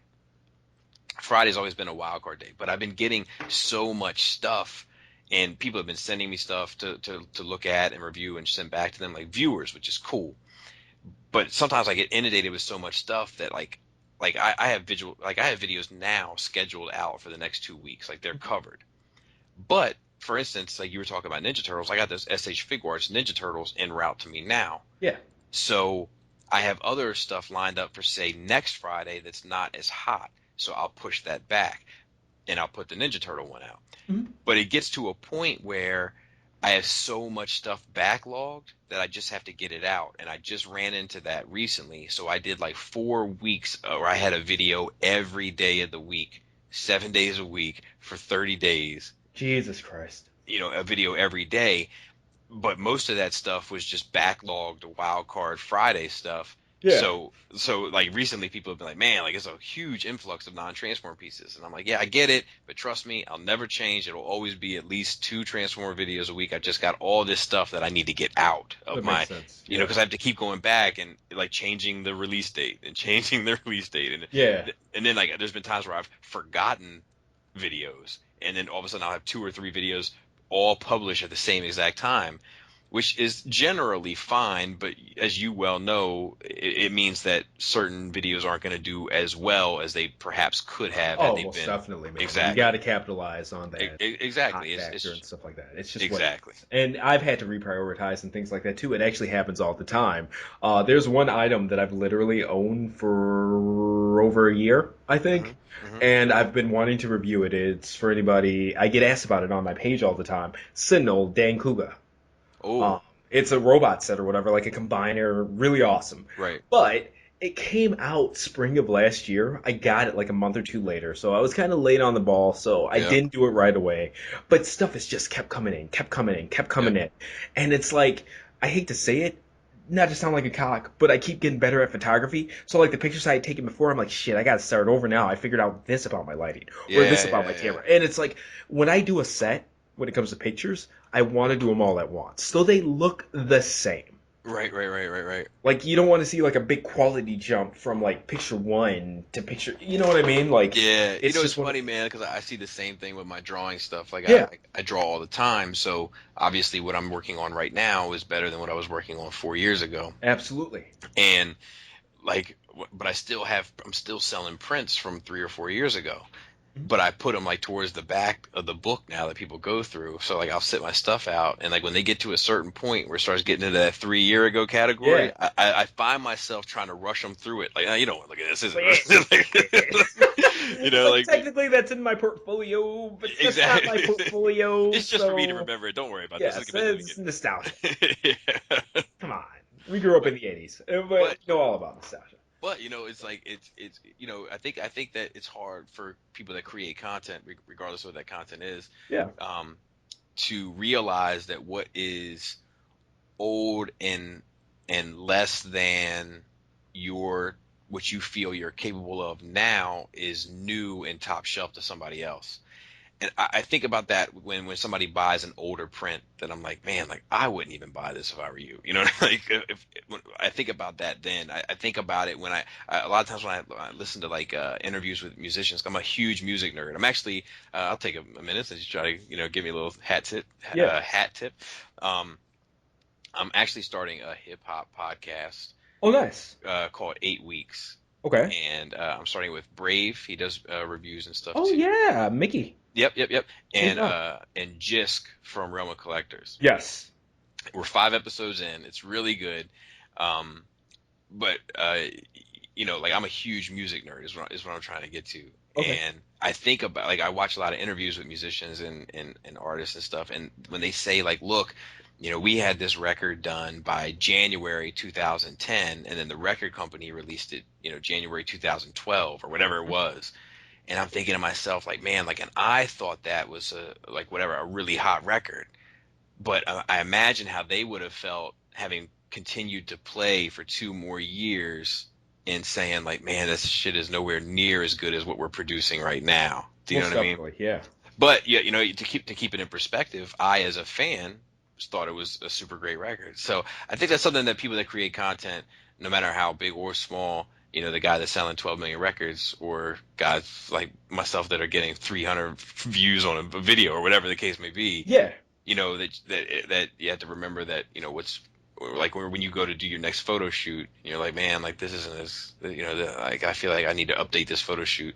That like even though you may have progressed, that old material that's not fresh to you is going to be fresh to somebody else. That's fair. And I Yeah. appreciate like you offering the alternative perspective there because it's like, man, you know how it is. You get to going and stuff and it's just like you wanna release your best all the time. Hmm.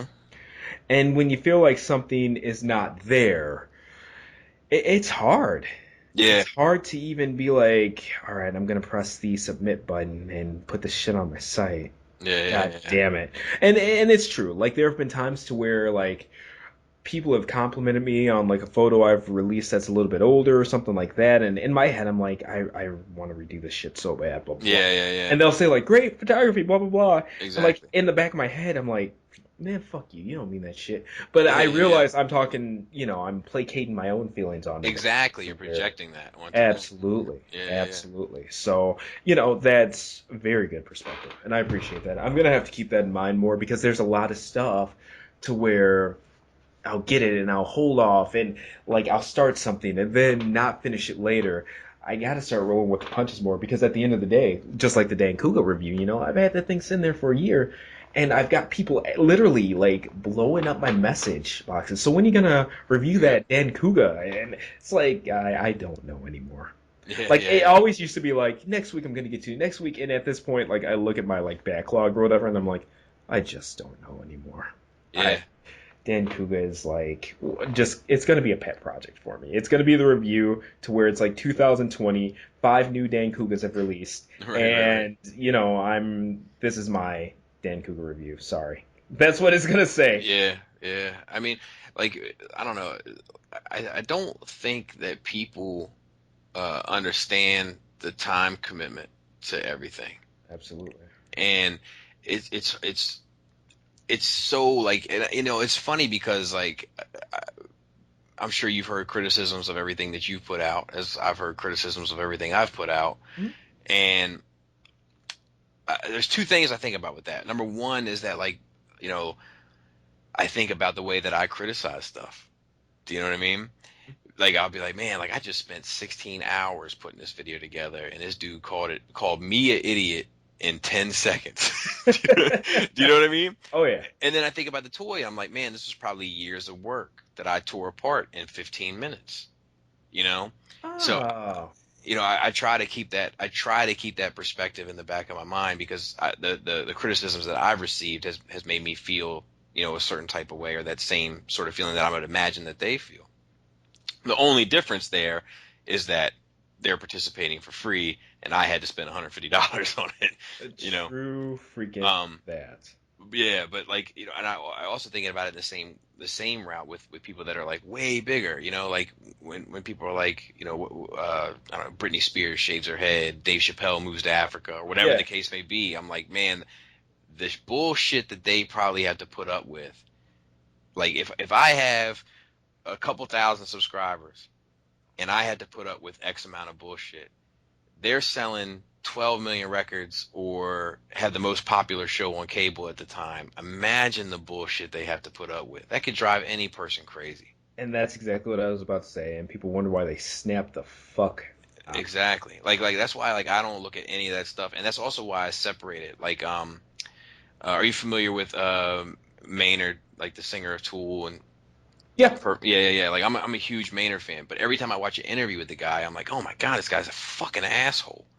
But I'm able to separate that, and I can still listen to the record because like I have to understand that his perception of reality is got to be affected by the unfathomable amount of you know like a feedback that he's constantly getting. Same with like another one, like even more controversial probably is Kanye West. Oh, true that. I think the guy's insanely talented, and but every time he opens his mouth, he ends up looking like a moron, or Yes. or that he's completely lost his mind. That like when he's calling himself Walt Disney, I'm like, I don't even know if that's somebody you want to be called. First of all, Right? but secondly, I'm not sure you understand what it is you're doing and what it is that he did. But I mean, the amount of bullshit he must deal with day to day, it just, I'm like, you know what, dude? I get it. You be Walt Disney, you be Steve Jobs. You go live that adventure on your own. I'm just gonna listen to the record and be cool over here. Exactly. And that is how you kind of have to look at it because no matter what you think of the human being, and I guess there are different things. Like for me, a huge wrestling fan. For anybody Mhm. that doesn't know, like grew up with it, like smart till the end. Like I love the behind the scenes news. Like I'm all about the wrestling.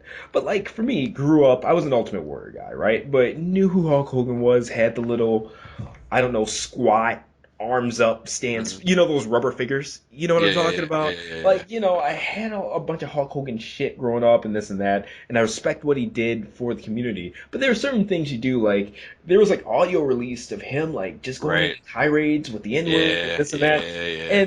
And, there's some things to where it's like, all right, this guy's just not a decent human being. Like, it's Yeah, one thing to listen to a Kanye West interview and be like, all right, this guy's kind of weird. But when somebody literally, like, shows themselves as, like, a I think not so decent person, yeah, I think the key there is malicious intent, man. Like, yes. um, I struggle with the same thing with Mel Gibson. Hmm. Um, like I look at like Apocalypto or whatever that was, and I'm not a very religious person, but I look at Passion and I'm like, man, these are really really well constructed films. Yes. But then I listen to some of the most horrible speech I've ever heard on a voicemail, and I'm like, man, I'm gonna have a really hard time supporting anything this guy does, because it is. But I think that's the difference, though, is that if something is said with real malice, Hmm. towards another human being, or even worse, a group of human beings, or a specific culture, race, sexuality, whatever the case may be. I think that that's the defining difference. That like it's one thing to be crazy, and it's another thing to be hateful, I guess. Yes. Yes. And, hate is just one of those things, and especially we're not going to get in depth or whatever, but with the kind of work we do and things like that, you cannot Yeah. have that. Like, they're. Well, I just watched a movie. I'm sorry to cut you off, No, but it's all good, speaking man. speaking of the word hate, that really, dude, it struck a nerve in me, man. It was called 33, Okay. and it was about these Chilean miners that got trapped down in this mine in Chile like a couple years ago. Do you Yeah. remember this? Yeah, yeah, yeah. And this one dude was kind of an asshole that was stuck down there. He was an alcoholic. He had to recover while being in the whole bit. Oh, wow. He's a maniac. And everybody was kind of like, oh God, we got to put up with his shit, except for this one dude who was like just generally kind to him. And at Hmm. the end of it, the alcoholic dude said to him, he was like, why don't you hate me? And the dude looked at him and said, hate is for children. And I was like, yeah, like that's powerful. You know what I mean? Like, I don't know, that spoke to me, like because it is a very raw and illogical and unreasonable emotion, Huh. like a child. Yeah. That's very. That's profound, even. Yeah, yeah. It struck a nerve with me as soon as I heard it. Like, hate is for children. Like it is. Like there's dislike, and there's discontent, and there's dissatisfaction. Like I'm very guilty of that. Hmm. Just kind of feeling generally dissatisfied with the way a lot of things are going, or a lot of even a toy maybe, or whatever the case. Yeah. But actual hate, and I don't mean hate like we say, like, oh man, like I hate Transformers 4 Age of Extinction. Yeah. Like I mean hate where you're like, I hate this dude and I can't live on the same planet as this individual. Most you stuff. know that's hate. Yeah. Now, when it comes to like hate and things like that, and your opinions on toys, I definitely do. With my next question, want to get into that, but I have to Yeah, yeah. potty real quick. No, If no, you no, by don't all mind means. taking 1 minute, just letting Absolutely. everybody know about your sites, your URLs, and things like that, and I will be right back. Sure. So I'll uh I'm Bobby Skullface, and you can hit me on the Googles. I don't know. That's the thing, right? That's the thing people do the Googles. And that's it. You'll come across me. How you guys doing? I feel like we have like this little intimate moment. Just you guys, me, and Mike. It's late night here on WKUMA, and we're gonna be kicking it smooth groove style, jazz above, soul below, with the SkullFace slow jams. Ooh, girl, you're on my mind. I lose myself in a daydream thinking about you. And all right, I am back. Cool. All right, make sure I didn't cut you off or anything like Nope, that. nope, nope, not at all. Okay, cool, man. Just a segue there. All right. So one of my big things for anybody who knows me outside of all this is fitness. I'd say I'm a pretty, I'd say on the in shape scale, Yeah, I'm a solid eight. you're beefcake, bro. I'm a solid eight. So, I. All them gains, Mac. But it's like the diet aspect of it, right? Hmm. Getting older and things like that. You want to keep up with that even more so Hmm. than the getting to the gym part. And I've been on the gallon and a half water thing and stuff like that. And I shit you not, I feel like it just makes me pee all the time. No doubt. Like, holy crap. And then getting older or whatever, it's like your bladder goes from 0 to 60 in no seconds. Yeah. There's no, like, I sort of gotta pee. It's like, for me at least, all of a sudden it's just like, holy shit, I'm about to I hate them piss my ones that won't pants. end. Yes. It's just like, oh my Like, god, there's still more to, and fucking then it'll stop shit. for a second, then, man. Exactly. Yeah. And it just comes back worse. Yeah. So, but all right, man. I am back. I've used the bathroom. I washed my hands and everything, guys. So we were talking about, hatred when it comes to your reviews and things like that. You are very tell them like you see it. You call it like you see it. Hmm. Now, one thing that you are known for or whatever, and you should be. I think anybody who is should be known for it or whatever. But your honesty Hmm. for whatever reason, and I don't know the story behind it, so maybe you might have something there, but Uh, you're the honest guy. yeah, yeah, yeah. Okay? When it comes to that, for me, I review stuff. I'm honest, I tell what I think, but it's like you are the honest guy to the point where I've literally had people, even on my channel or whatever, say like, I'll wait for Bobby's review because I know it'll be honest. You know what's And funny, man, it's is just crazy. Like, oh, P House. go ahead. Go ahead. I don't mean to cut you off, No, but it's, I think I know where you're going. And P House said the same thing to me. You yeah. know what I mean? Like that's why he thought there was an issue, and I never had any issue. You know, that's never been a thing with like I never had any issue with it. Now his buddy, you remember that, right? No. You don't remember that? His buddy, no. His buddy, we were at the table outside of TFCon, and I was like, "Are you hearing this?" And you were like, "Man." Oh, okay. Yeah, when I was sitting down. Yeah. Now there may have been an issue there, but I Yeah. never had any issue with dude, right? Yeah. And him and I get along fine. Like we chat every now and then. We no big deal. Uh, I think what's in well, first of all, like to anybody listening that appreciates what I do or anything that I do, and you know that I've never said to go on anybody else's shit and badmouth them or anything like that. I've never done that. I've never heard word of that even. So, And secondly, um, the thing is that I think that what gets lost there is that reviews should be subjective and objective, in my opinion. Um, like if something is supposed to move and it doesn't, or you do it and the toy breaks, that is objective. That is this piece should move. It's designed to move and it doesn't, so that's a fail. yeah.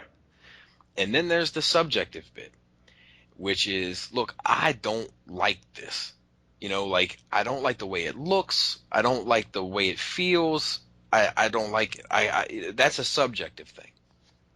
Now, the whole thing with the truth is Uh-huh. I watched a lot of reviews at the time, Okay. and some of the reviews that I was watching was telling me something was great, and then I bought it, and I felt as though it was quite the opposite. Sure. Um, and I'll be honest, I'll be truthful, so to speak. Okay, and just for anybody listening, I have not discussed this with him beforehand. This That's was a just fact. I did That's a tell him that I fact. was going to bring this up, And we actually, but and I actually said to you, I was like, no, let's save that. Let's save that. okay. Yeah. Just for anybody, this is not a canned answer. This is news Nope. to me. So if I hear some shit like TJ, fuck you, Yeah. No. No. I'm just No. going to No. be sitting here like, what? No. No. No. So So, I'm gonna throw out another name. Okay. yeah, sure. Ben's Collectibles. Okay. Now, him and I, we don't have an issue. There's no issue between Ben and I, and we have spoken from time to time. And actually, I just did a skit. It was the skit for the Diatlas that I had. That I called Piao on it, right? I don't know if you saw it, but it was funny. It was No, like I haven't. I've been very critical of fans project stuff recently, Huh? and then I got the Diatlas sent to me, and I actually enjoyed the Diatlas, but I was like, man, like there must be some mistake that I got this That's thing, awesome. you know. So the whole skit was, I was gonna call P out like, man, are you missing a box? Because I've got this and I don't feel like I should have this, you know. And then he was like, no, man, that's you, you're good. But I originally was gonna have Ben do it. But I tried to get in contact with Ben. He didn't get back to me fast enough, and because of my, like, you know, I got 3 kids, I got the Well, job, yeah, you got to do something. You got to do I it. got to move, I got to move. I understand. So he didn't get back to me fast enough, so I hit PI, which was like, you know, my plan B for this given scenario. And the reason why that was is because Ben is the glowing review guy. You know, like I don't think it's entirely insincere. I think that he is, because I've watched reviews of him like review a knockoff of something Yeah. that you can tell is a mess. But I get, and I'm a pretty good judge of character, so maybe I'm wrong, but I get the impression that he is generally happy with it. Mhm. Now, I say that to say this, if this, I feel like he's a guy that likes new shit and he just likes to mess about with stuff. And as a result, he's not seeing it the way that I'm seeing it. Sure. So he had Ollie. And I know as soon as I say that, I know that everybody listening knows where I'm going with this. And he gave it a glowing review. And I bought Ollie, and I didn't see where the hype was. You All right. know, I Yeah. thought quite the opposite. Um, and now I've heard him. Ben was on Realm of Collectors, and I listened to his interview there. And Ben said, like, Ben's look, man, collectible. So we're talking about yes. Ben's. Just so everybody knows, we're having a conflicting, or I'm having a mentally conflicted thing because the name Oh, Ben is for because Pia's multiple. name is Ben. You're right, dude. Yeah, yeah, yeah. So I'm like, I'm what sorry. the fuck? Yeah, I'm sorry. I'm sorry. So we're Uh, back to Ben's collectibles. Yeah, Okay. I was just saying PL about the skit. Oh, okay. Everything Thank you for else has been saying that. about Yeah, Ben's I'm like, collectibles. no, Dude, I didn't even think about it. yeah, like Because I'm that dude sitting is here just thinking PL to Piao me. or You know what I whatever. mean? All right. Yeah. Okay, so and I think it's PR, but that shit doesn't come out of my I mouth, right? don't even know. Yeah, It's, but it's a word. and whatever. But Yeah. back to Ben's collectibles. So yeah, he's the dude. He's like the happy-go-lucky dude when it comes to toys. He gets happy. He gets excited about everything that he reviews, and I think that's just part of his character. Sure. And I mean that in like a who you are sense, not in a I'm Ben's collectibles and here's my act. Yeah. Um, so I got Ollie and I was like, man, this thing is a piece of shit, you know. And the thing is I heard I heard Ben's collectibles Oh on Realm of man. Collectors. Shout out to the Realm of Collectors. I love those guys. He was Same. yeah. Same. He was on the ROC and he was doing this interview and he said one of the things that's always kind of plagued me is this Ollie review. And he was like, but all I can tell you is that the test shot that I got was different than the regular sample, like the regular production run. I remember hearing that. Yeah. Yeah, so like, you know, and maybe that's the case, but Eh, that's something for me. And that's just I don't mean to single him out. I'm just using him as an no. example because it was one of many, right? Where I was just like, man, so I was like, look, I want to do it, but I want to just tell it how I see it. Now that's key, and we're going to come back to that. Well, yeah. All right. But the one thing that I also wanted to do was not only be truthful about the toy, but be truthful about everything. So Yeah. like, there's videos that I have where I got a video coming Monday. And while I'm oh no, maybe it's not Monday, it's in the future. It's doesn't matter. But while I'm doing the review, my 3-year-old just comes into the room and starts having a bit of a chat with me. And a lot of people would just cut and reshoot that part and do it, but I was like, you know what? We're just gonna roll with it. This is my life. You know, so like Mhm. I'm showing the transformation, but I'm also talking to my daughter about, you know, what she likes about it. You know what I mean? But that's being truthful. That is my reality. Yeah. So that is also important. Now, getting back to the initial point Mhm. of my truth, and that's the key. That's what I think sometimes because like, you know, I'll do a review and people will be like, I didn't feel that way about it. I thought you were the truth. And it's not necessarily the truth It's as your much as it truth. is my truth. Yes. Yes. And And that's because so much of the subjective thing comes down to my truth. Now, it just so happens that my truth has struck a nerve with a lot of people that feel the same way. Okay. Like I tell people, like I feel like a lot of us are parking our cars in the same garage, Yeah. and that's awesome. And as a result of that, it's that connection. It's that connection that I feel like I've been able to make with people, where it's like, man, like I didn't know how I felt about this until he verbalized it. Sure. You know, that has created this, like, people call it like the like SkullFace shit, like the like it's like a cult following. I don't like to call it a cult. I like to consider it more of like a summer camp, and I'm the camp counselor. Hey. But like, like that's what has caused the like people to, I think, want to rally with Hmm. me, and I'm super appreciative of it, because like I take a lot of pride in it, in a sense, like, like there's a lot of reviewers, and you may be one of them. I don't know your business, so I'm not assuming. Um, Okay. we've spoken about some things, but not enough where I could make this assumption. But there are people out there that get a lot of product from companies, and there's nothing wrong with that. Mhm. But the overwhelming majority of product that I get have been from people, like viewers.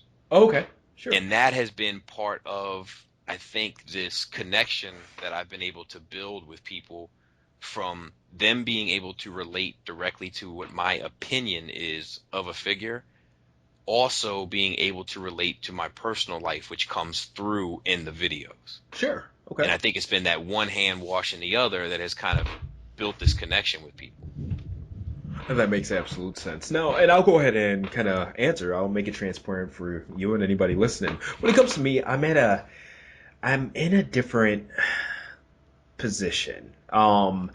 I don't just do video reviews. Like I do photography for my site, but I am an actual photographer. Like I do box art photography for companies. I do solicitation photos for companies, to where like if you see them on a retail listing or something like that, that's what solicitation Mm-hmm. photography is. So there is a certain amount of product that I do get from companies for those purposes. Mm-hmm. Rarely do I get a product for review. The majority of my stuff or whatever, man, especially being a non-Transformers collector, I would say 90%, 90 to 95% of the stuff that I have, I've paid for out of my own pocket. Mm. I'm lucky enough to do well. I'm lucky enough to, well, not lucky because it took a lot of work before could become a thing, but, my website, like, it does generate revenue. Thank you for everybody who's come, commented, checked out the photography, like my written reviews and things like that. So in a sense, like I've made the hobby kind of pay for itself in a sense, to where I'm not just going into debt. But when it comes to like a lot of the or items that I have, it's my debit card or my PayPal information being typed on whatever retailer site, and me ordering it on my own. And when it comes to a lot of like my positive reviews, Mm-hmm. let's say that there are things that I've gotten and I've shit on. But when it comes to, I try to end up with more positive reviews because of the fact that I'm buying this stuff and I buy shit I like. Mm-hmm. That's why for me, there are some people that I look at and it's like, man, like one day, and I'm not gonna name names or anything like that, but you see them, and to me, you can kind of tell who's shilling in this and that by the fact that they just have something new every day. Whether it's like something that's $200 or something that's like a Legends class bought it off the shelf that you can tell is crap, but like Right. everything's great and awesome, and you're just kind of doing it for the views and the money and this and that. That's like not my thing. I'm a photographer, man. Like I just like taking pictures. I Yeah, told you before we started, man. yeah, Like we talked a bit that's about that. I was just getting ready to say, I am, like you take a mean picture, everybody knows this, and like I feel like I am envious of you in that way, where I start all of this, from me, starts with DMH, defending our missing heroes, and that's like the art side of what I do. But the videos have, they gain a lot more traction than the art. Now maybe that's a commentary on the art, and I might need to examine that, and that's fine. oh, yeah. That's fair enough. I'm willing to eat that slice of humble pie. I'm up for that.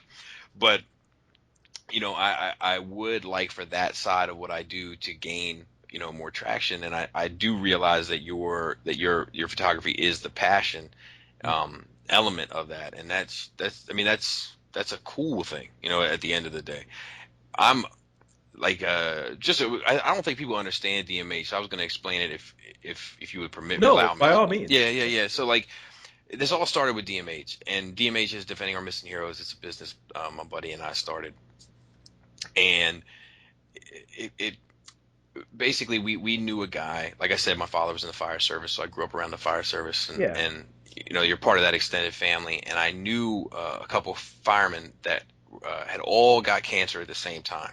Okay. One had testicular cancer and ended up passing, unfortunately, and then three had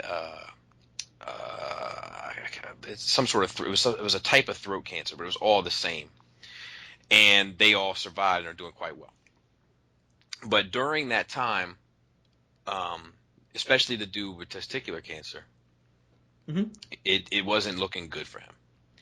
And so I drew this picture of Inferno, Ratchet, and Red Alert, and I had it. I drew it and I inked it, and then I colored it for the first time, like coloring a piece digitally, and then I had it made on a mug, and then on the other side of the mug it said "fight," and I gave it to all of them. That's awesome. Yeah, and then another guy started this fundraising thing to try to raise money for this guy, and he asked if I would submit a print in the original work to auction off in a silent auction. Hmm. And you know, I was like, yeah, you know, I was like, I don't know who's gonna buy it. You know what I mean? Like, but you know, like you're welcome to try. Yeah. And they both ended up selling for what I consider to be decent money. And of course, people are being liberal with their money because they just want to contribute to the cause. And I totally get that and don't take anything away from that. The Yeah. last thing I do with anything I do is try to take more credit for it, trust me. But I was like, man, I can do something with this. So I started drawing more and printing more and coming up with more. Like if anybody's seen me at a TFCon or a show or whatever, like you did some pictures of my table setup Oh that one. yeah. You know, like yeah, like I offer like what I try to do because I'm not a professional. I'm not like you know, an Alex Milne or somebody that's making big money because they're so damn good. You know, so I've tried to come up with like little clever ways. So like I offer a lot of like merchandise that a lot of people don't offer, like pillows and blankets or whatever, like little like decor stuff. Yeah. And but I do all of that ultimately because we take a portion of that at no less than 10%. That's our minimum, but we try to make the number bigger, obviously, depending on how we do throughout the year. And we donate to a different charity. So the first Well, year, that's because cool. exactly, so the first year we Yeah. did like because of how it started, we did a organization called National Fallen Firefighter Foundation. We donated our money to that. And then the second year we did Concerns of Police Survivors, which is like a similar thing for the police. And then last year we did Wounded Warriors, and then this year we're going to do Wounded Warriors again, and then next year we're going to rinse and repeat and start doing it again. It'll be a 4-year cycle. Hey now.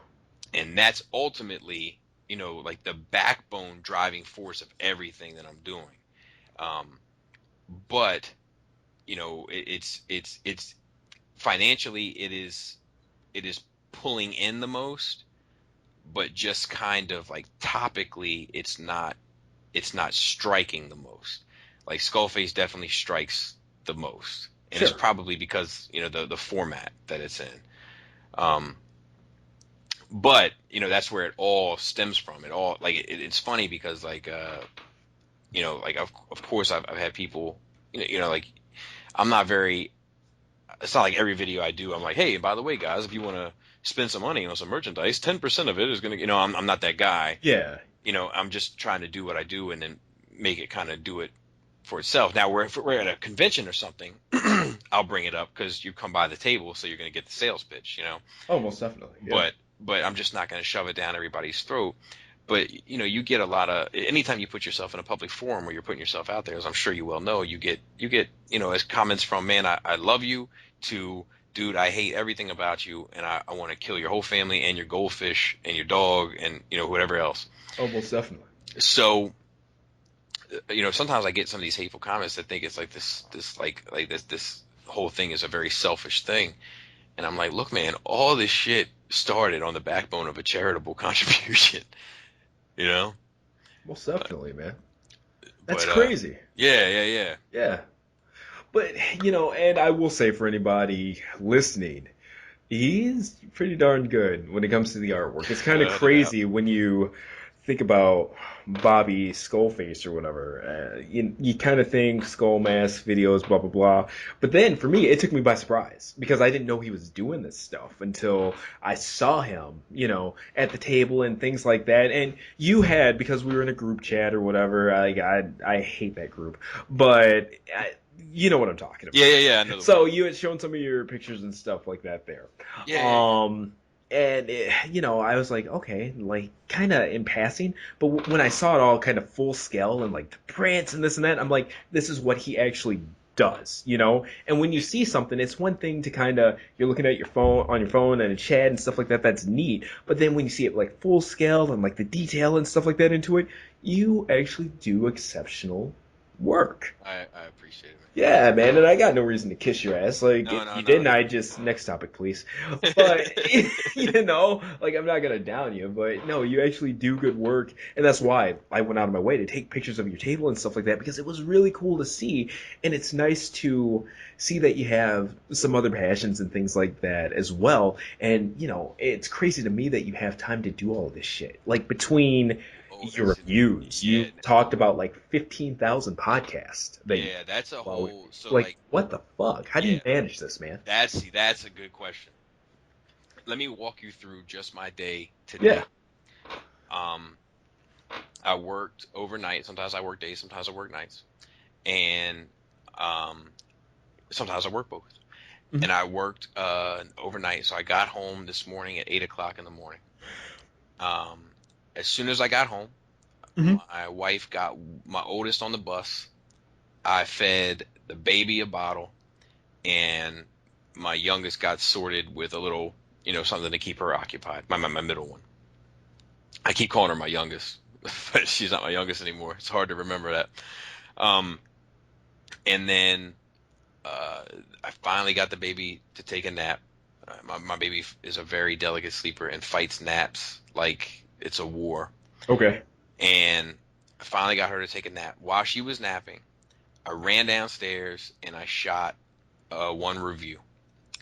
Okay. And then I was shooting a second review when my middle daughter came downstairs and started having a chit chat because I'd been away too long. And so that's what was going to go in that video. So I had all that done. I brought it upstairs. Baby's still napping. That's a good thing.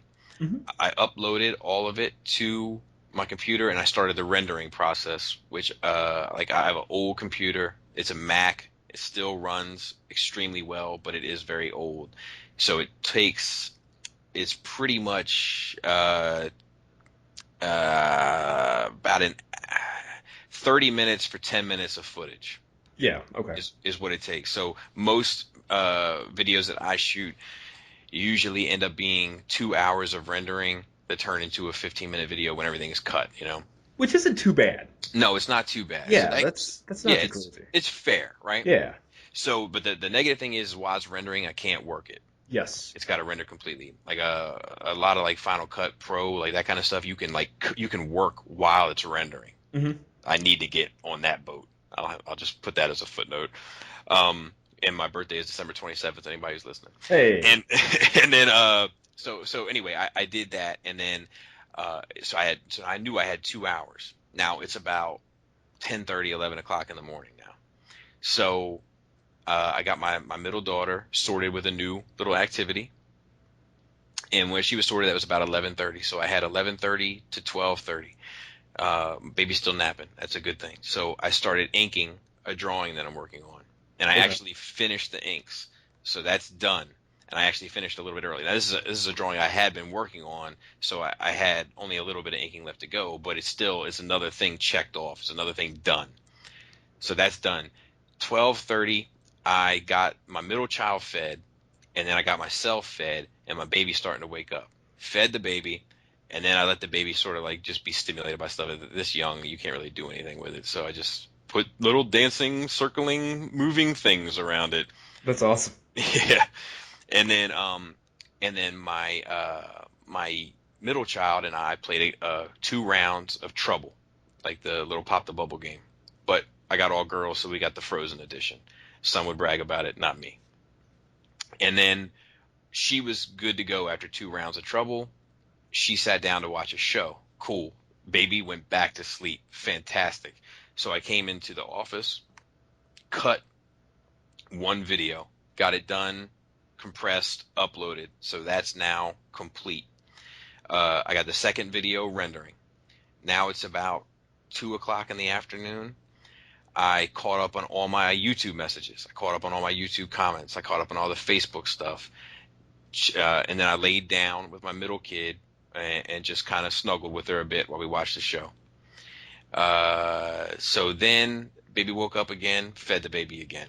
4 o'clock, my kid got off the bus. I met her. I just recently stopped walking to the bus stop. It's kind of like what we've been talking about recently. I used to walk her to and from the bus every day, but you know what? She can do it by herself. Every parent is up there hovering over their kid, like this new generation of parents. And I'm like, I didn't do this. I didn't have this. You're walking to the bus by yourself. Now, my wife will walk her because my wife is soft. Okay. But me, you're going to walk home. Now, I kept an eye on her out the window a couple of days to make sure she was looking both ways, crossing the road and all that kind of stuff. Just fundamentals. But I know she's got it now. So I just kind of wait at the door for her to get home. I Yeah. watch out the window. I can see when the bus is coming. So I just wait at the door. So she comes in. How's your day? That kind of stuff. Do you have any homework? All right, cool. Let's knock that out. So that's knocked out. Now, it's 4:30. I have an hour window from 4:30 to 5:30 when dinner needs to get on the table. So I cut together the second video, and then it was only halfway rendered. So I cut together half of it, and then I started the second half rendering process. While the second half rendered, I went and made the kids dinner. My oldest is now old enough to run the bath operation after it gets started. Okay. So I got the bath running, got them, my middle child and my oldest in the bath, came downstairs, fed the baby again. The baby is in no mood to go to sleep. It's not going to happen. I've already got 2.5 naps out of her. She's decided that's it for the day. Fine. Sit her on my lap. I come in, I cut the second half of the video together using one hand, export it, compress it, upload it. I come out, the baby's starting to get a little chill, so I put her in the swing. You got a little swing. It's cool. Yeah. Put her in the swing, and my 2 kids are coming downstairs now from being dried off, dressed in their PJs. Get them a little snack, set up a little Netflix show for them to unwind, get the coffee pot brewing, get ready to record Shattered Cast. 7 o'clock, my wife texts me and says I'm on my way home from work. So it takes her about 15 minutes to get home. I hang out with the kids for a bit, chill, no problems. She comes home at 7:15. I make a cup of coffee. I'm on recording Shattercast at 7:30, texting you during Shattercast to make sure that this is going to be lined up. Yeah. In Shattercast at 10 o'clock, get on the horn with you at 10:15 and go. Hmm? And that's my day. It's freaking crazy, man. It's non-stop. And what's funny about it is the whole character of SkullFace is that he's like this lazy bum. Yeah. But behind the scenes, it's go, go, go, go, go, go, go. It's freaking crazy. But it's cool that you manage, man. And I think that it takes a certain type of person to be able to do that. Because hobby and life alone, even collecting the shit, it's a tough balance, between like dedicating to even like finding time to be up for Ami Ami pre-orders when you got to be at work. We're taking it at base level, average consumer, whatever. But then you get into different things like photography or artwork and then video reviews. And people see videos and I don't know what they think, if it's the same as like just using an iPhone and using the little video software there, processing and then like auto uploading to YouTube or what. I seriously think that there are people, like a good number of people, who just look at what I do in terms of like the photography and stuff like that and think that this is it, that it's like short or easy or whatever. Like there is an ease of Right. the process and stuff like that. But I was telling you earlier, man, I release a review with 20, 30 pictures. I've taken towards 200 Yeah. and I look through every single one of those. And then there are times where I'll completely edit and process a picture or whatever, then find one that's like the same ish picture. And I'm like, shit, I like that one better. I just spent 20 minutes on this one, but now I got to start all the way over with the new one. That one's Yeah. just better. And you got to do this for toy after toy after toy after toy after toy. So I think even at the point where you're making money from it and stuff like that, unless YouTube is paying your bills, Which like we it touched is. on, it's a labor of love. Absolutely. I keep it as transparent as I can. Look, I'm by no means a big fish. Like I think sometimes people consider me to be a bigger fish than what I actually am. But once again, to quote Sean Carter, men lie, women lie, numbers don't. Like I am not a big fish, Hmm. but I have a respectable following, right? Yeah.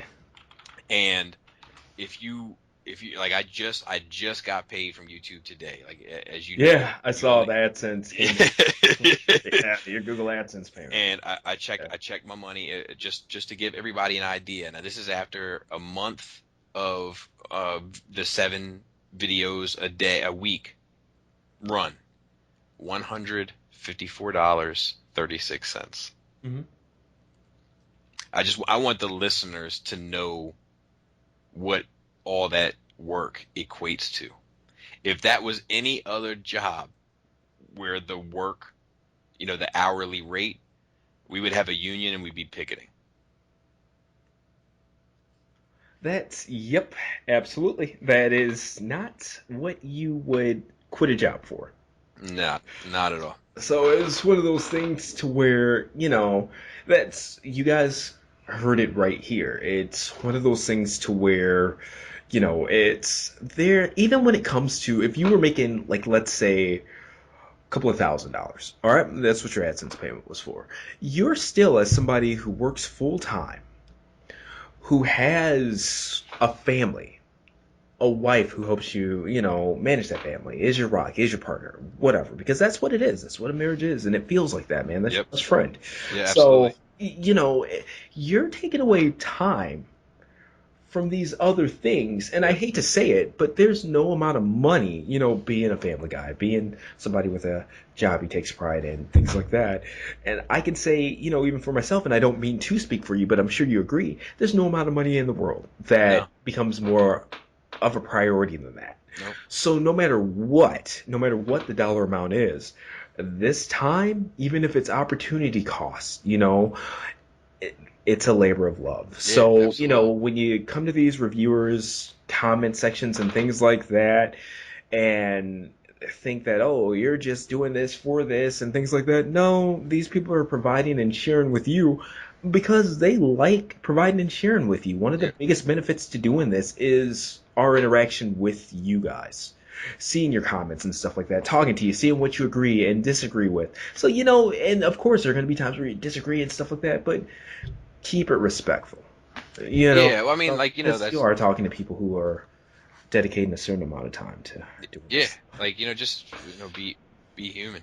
You know. Yeah, exactly. Common decency. That's all anybody asks and things like that. You don't have to kiss somebody's ass because now No, no, not at it all. took this many hours out of his day. But at No, the same yeah. time, understand that Because nobody asked me to do that. yeah, You this know what I ain't mean? for fame, man. This ain't because, like, of course, there are products you get asked to review, and if you don't, like, when's your next review gonna be? Blah, blah, blah. Been kind of silent, this and that. You have your fan base. That's the beauty of it. But at the end of the day, you're doing it because you love it, and it's what you like to do.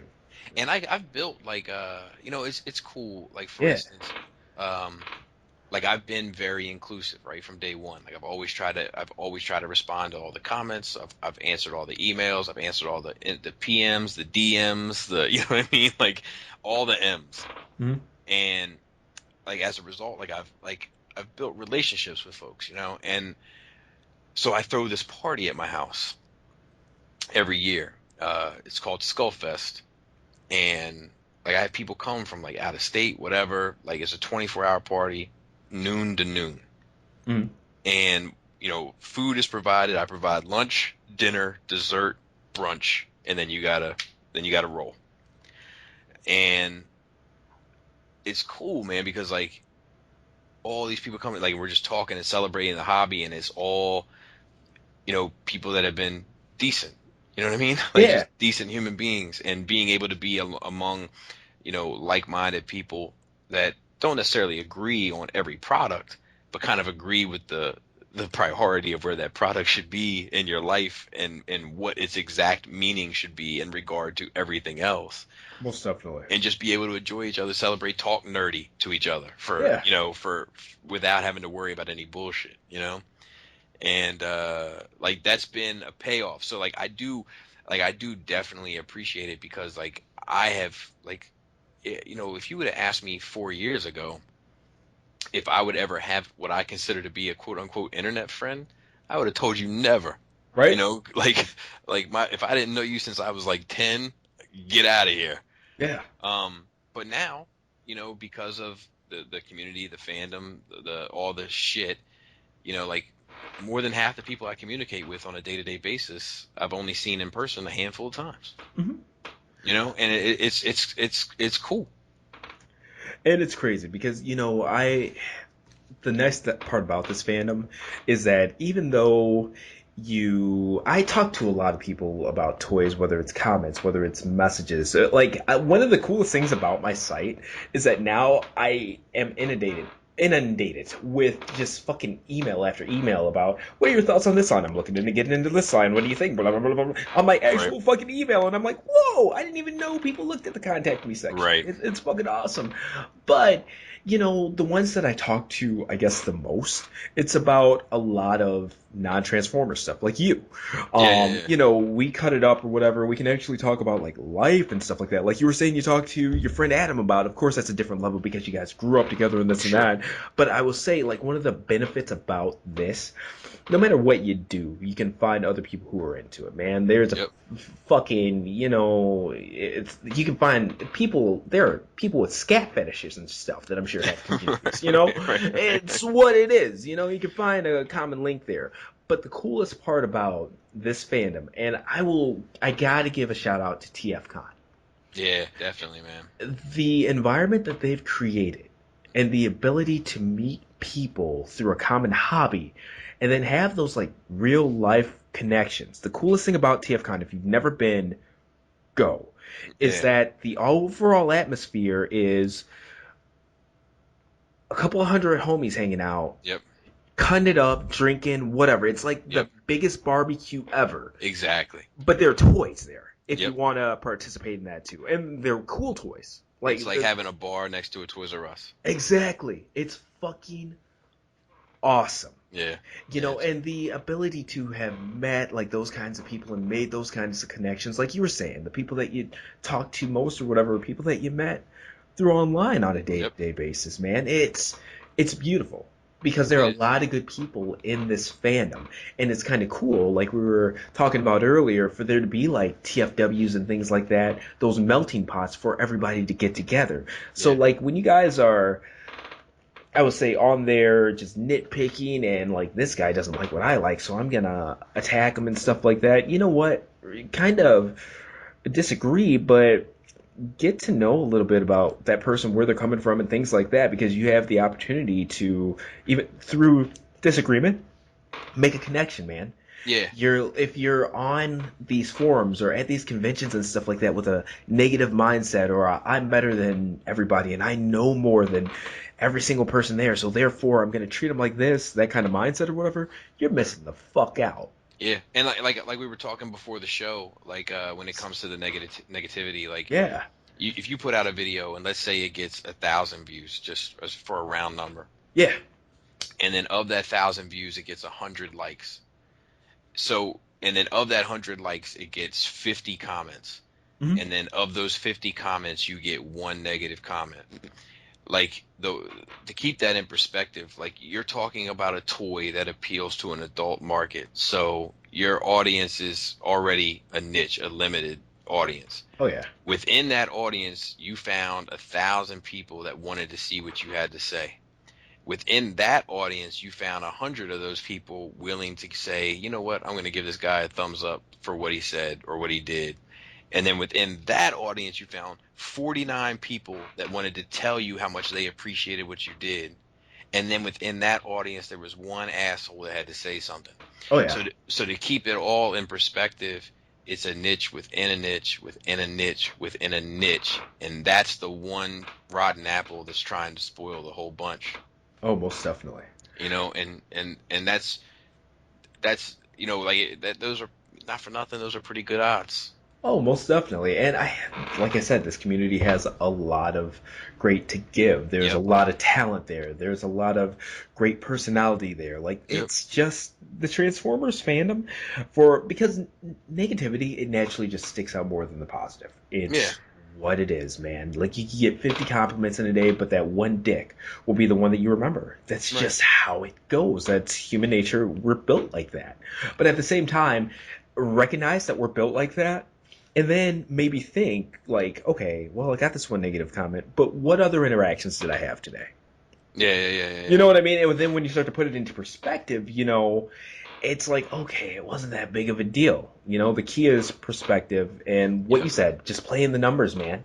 Yeah. A lot more good Numbers don't with it. lie. Yeah, most definitely. And again, everybody go to TFCon. Like, I understand they've got the odds now. BotCon's kind of been shut down, whatever. Yeah. But Stop by even stop by the DMH booth while you're there. indeed, indeed. The next one's coming up. What is it? October 15th? Yeah, I think so. I'll be there. Yeah. So I I'll be there. mean, for anybody who goes DMH, man, God, good stuff. And it's nice to see a variety of things, not just prints. Yeah, yeah, yeah. Yeah, we got So, posters and blankets and pillows and mouse pads and yeah. books, and we got all sorts of stuff. And one thing I told Brandon this, Chosen Prime Brandon, Hmm.